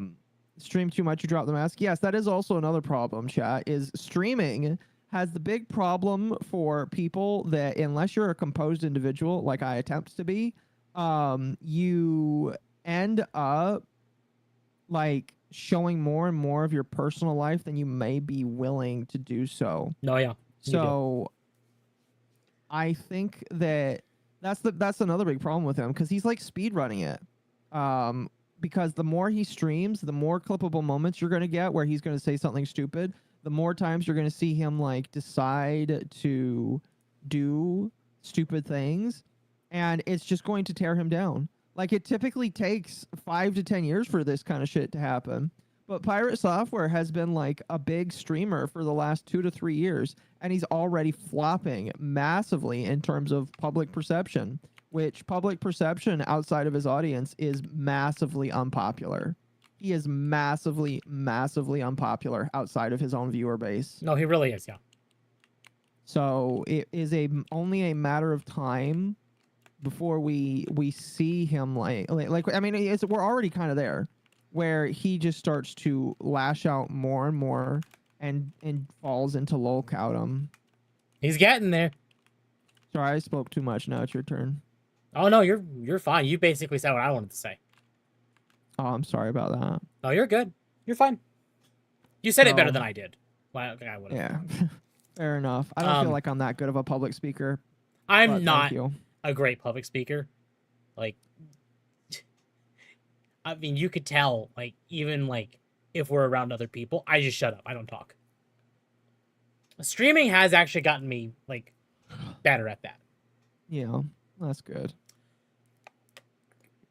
Either way, Potatoes can stream. he's the gaming version of Hassan. I wouldn't go that far. Because at least not Gamers Nexus, Pirate Software does at least something good. Ferrets, sure. Yeah, the ferrets. Like, I'm not Yeah, gonna that's the condemn him one redeeming 100%, quality. but like at least he's good to his animals. Although I guess some people would argue that him having his animal preserve is like a way to, this is kind of a catch-22 because there really is no winning with this. Mhm. But saying that he's like a good guy, he's altruistic because of his animal thing, it's both fair and unfair to say that like that is a way for him to not get sympathy, but to not be held to any kind of criticism. It's just like, oh, why are you criticizing the guy that has a ferret preserve that saves ferrets, that puts them in macaroni baths all day? Yeah. That's what it comes down to. And it's just like, well, I'm allowed to criticize the guy regardless of whether or not he has a ferret preserve, because it's just like ferrets didn't do anything wrong, but he did. So you know. I mean, it's always fair to Ferret criticize horde. someone. They just think criticizing someone is not necessarily a bad thing. If you're willing to No. take the criticism, that could help you improve as a person. He's just shoved his head so far up his ass, he won't take said criticism. Yeah. So, yeah, I don't know. I think that that redeeming quality of him kind of gets overshadowed by all the dumb bullshit Yes. he's done as a human being. Because just like when I think about Thor, I don't think about the ferrets anymore. Mhm. The only time I think about the ferrets is when I see Junie, who is the ferret VTuber, and say, "You're the ferret that got away, the ferret that lived." Yeah. But yeah. So, to switch gears, because we're done with the Pirate Software stuff. To end off tonight, Final Fantasy IX is 25 years old today. And literally means today. 25. what was that? Final Fantasy 9? 9. That's insane. I've never played Final Fantasy 9. Final Fantasy IX is actually the one that's rumored to be getting a remake right now. Okay. And is actually, and I really don't want this to turn you away from it because I've heard 9 is a fantastic story. But 9 is the basis of what Dawn Trail is based on, at least the second half. The second half. I mean, the second half wasn't terrible. I just decided to stop playing again. I know. Well, we'll never get our Rathalos. Broski, you just have to say, "Can we do Rathalos?" And I will say yes.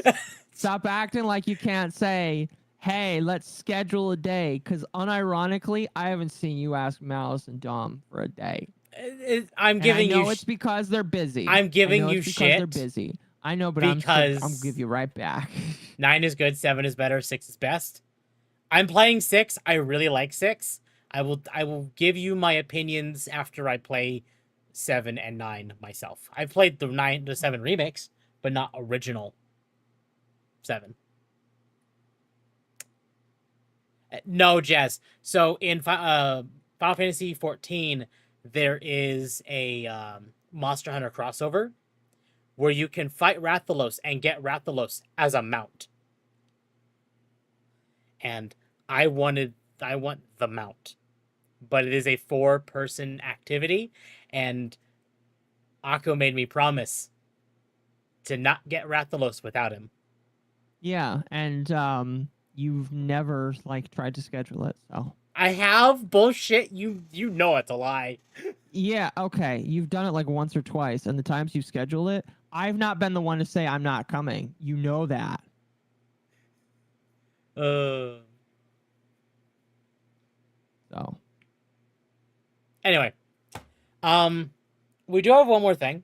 We can skip it or be done, or talk about it. It's not very big.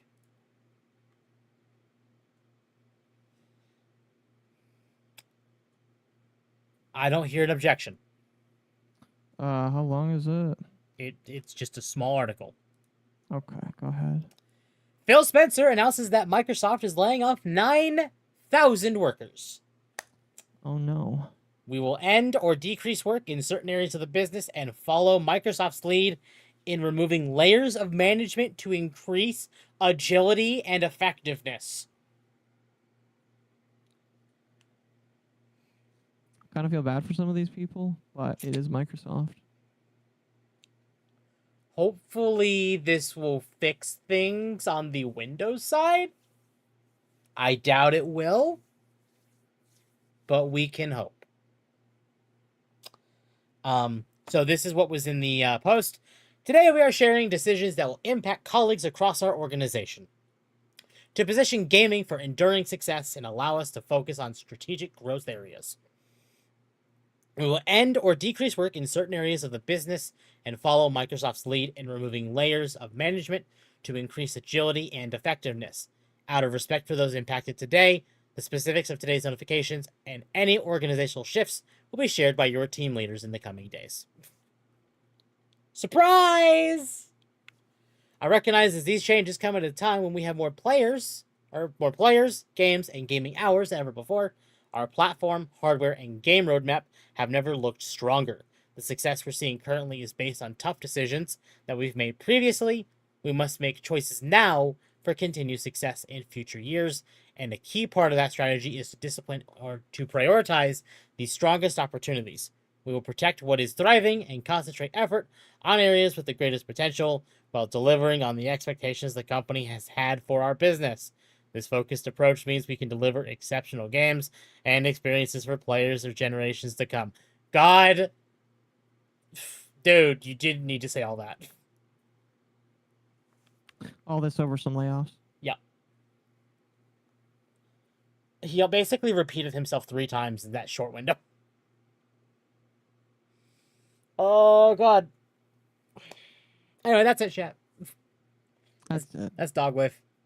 That's Dogwave. Again, Sorry, chat. I'm getting tired. It's fine. That little bit of energy came out with that last Pirate Software rant, and then the energy went from high to toilet. Went from high to bye. It's fine. Again, chat, thank you for 500.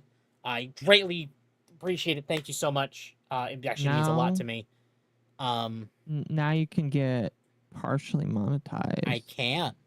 Although, chat, he can't do that. Do you want to know why he can't do that? It's a personal thing I'm actively in the works of fixing right now. Oh, so, okay. You don't want to say? Fair enough. Because that is private. Okay. Fair enough. I have a limit on my what I talk about. That's private.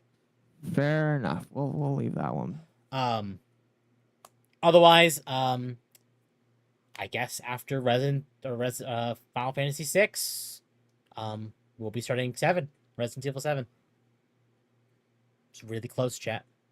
Really close. Because you don't usually let me. Repo on Wednesday. Final Fantasy 6 on Friday. No, Repo or Peak. Repo or Peak on Wednesday. You would probably be Repo. Final Fantasy 6 on Friday. We might be doing a longer stream to maybe finish the game on Friday. We'll see. Something on Saturday. I'll figure it out. No Baldur's Gate this week. And Dogwave this time next week. Yes. Okay. What are you doing next week? Normal shit. Normal shit. Yeah. Okay. I gotta prep because next week is the week before my birthday. The birthday. So on Wednesday and Thursday, my days off. I gotta do some things. I gotta record a new sponsor segment for Advanced, and I should record one for Uwu Market. I also need to start prepping the list for the birthday stream and things that I can reasonably give to people for being for deciding to celebrate my birthday with me. Yep. Things like update the throne. I will probably and also be stuff. helping you with that and probably being on stream quite a bit with you when you do that. We'll see. It's not gonna be a 24-hour stream. Yeah, so Uh, anyway, So. yeah. Who do we want to raid? I'm giving everybody to Lumi, Okay. but I do have Supas to read, so I'm Okay. gonna go ahead and do that. Simez for 20. I don't know what that is, but thank you very much. High Rage, very much appreciated. Jump back over to YouTube and read the YouTube stuff. Let me refresh the page because the page is deciding it doesn't want to work. Happy birthday, enjoy the stuff. I appreciate that, Lore Master. My birthday is next month. Happy birthday. My birthday is this month. Crendel Bundy for 10. Should we send pics with naughty German books in the background? If you take pictures of yourself in my merch with German books in the background, I do not take ownership of you, and I have every right to ban you if you act retarded. But just don't act retarded, and I won't ban you. Be Knox, normal thank human you for beings. Thank you for becoming an Uber member. I hope you enjoy your time here. Excuse me. In Uber Goober? Yes. Rage for 10. I'd like to take this time to say congrats. Congrats, Toby. Clearly, you're better than Grums and Pirate because you can actually release a product. Also, you can't He's released. unrape. You can't unrape the deer, Toby. What? What? Okay, I don't know if that's I don't know if that's spoilers for Deltarune Chapter 2, but I don't want to know. Or Chapter 3. Well, the thing, don't here's wanna what's know. funny about Toby is like we I give. heard that there was like a rape scene in the most recent thing. I have no idea, but like we give Pirate Software and Grum so much shit because they work on their games. Meanwhile, Toby has released Undertale. He has released Deltarune. He has actively made music for Pokemon Sword and Shield and Scarlet and Violet. So, like, he is actively working on his own games and working with Nintendo. Meanwhile, Pirate Software and Grumps. Just saying. Toby doing good for himself. Occo had a stroke, clearly. No, I'm good. I don't know why it's doing it. I need to fix it. But I think the smug is fine, so it's not that big of a deal. Smug is fine. Mercenary for 2. I remember the 4chan host of April Fool's joke. Thanks. Simez for 10 PLN. Are the Streamlabs messages disabled? No, they are not. I did enable it to where now they should work with text to speech if you donate more than $4.99 USD, whatever converts. And so yeah. Excuse me. Mercenary for 2. I don't know why, but Rage's laugh is so infectious. People have said the same thing about me, but yes, it is. Super Iron Bob for 10. VTubing is harder and does not work well on Linux. Anyone claiming otherwise isn't a VTuber or is coping. Well, Temp is a VTuber, so he's definitely coping. Wait, what? Wolfsbane for 5. It's true, I had much easier time working in C++ than Python. Hated Python with a passion. A lot of sleepless nights trying to get code working. Thank you. Rasmus for 20 DKK. C hash? C, or is that C+? C+ gang rise up. Also, hello, MommaOcco. Hello. Wolfsbane for 5. Wait, he has no notes on his code. Is he insane? How can anybody bug fix anything if you don't have notes telling them the code's intention? Well, because he's the only one that's going to touch it. Obviously, he's going to remember everything. So you know, whatever. And then Victorian Orphan for 5. Nah, Old Moldavius, rise the short bus of game development. That's very mean, chat. I just realized that I thought Deltarune was done. I was wrong. No, I think he's got more chapters coming after. But Chapter 4 next year, probably. No, Chapter 5 next year, probably. I was gonna say that chapter 3 and 4 was released Yeah, it was 3 and 4. this year. 5 and 6 Oh, are this- still coming. Yeah, I'm gonna raid Lumi. So Yep, I'm gonna raid Lumi as well. Chat, behave for Lumi. you Behave don't have for to the behave fish. for Lumi. You don't have to behave for her. You can be. I want my be chat to derogatory. behave because She's a woman. She's a woman, and she's derogatory, and she's a friend. So fair. All right. I will see you guys on Wednesday for Hump Day. Oh, before we leave, chat, I have one more clip I want to show you, and then we're just gonna leave you off. In chat, I can't raid you proper, but I'm gonna send the link to Lumi's stream in the chat, and I want you all to like. All right, bye, chat. You Use guys it. have a good one. Bye, chat.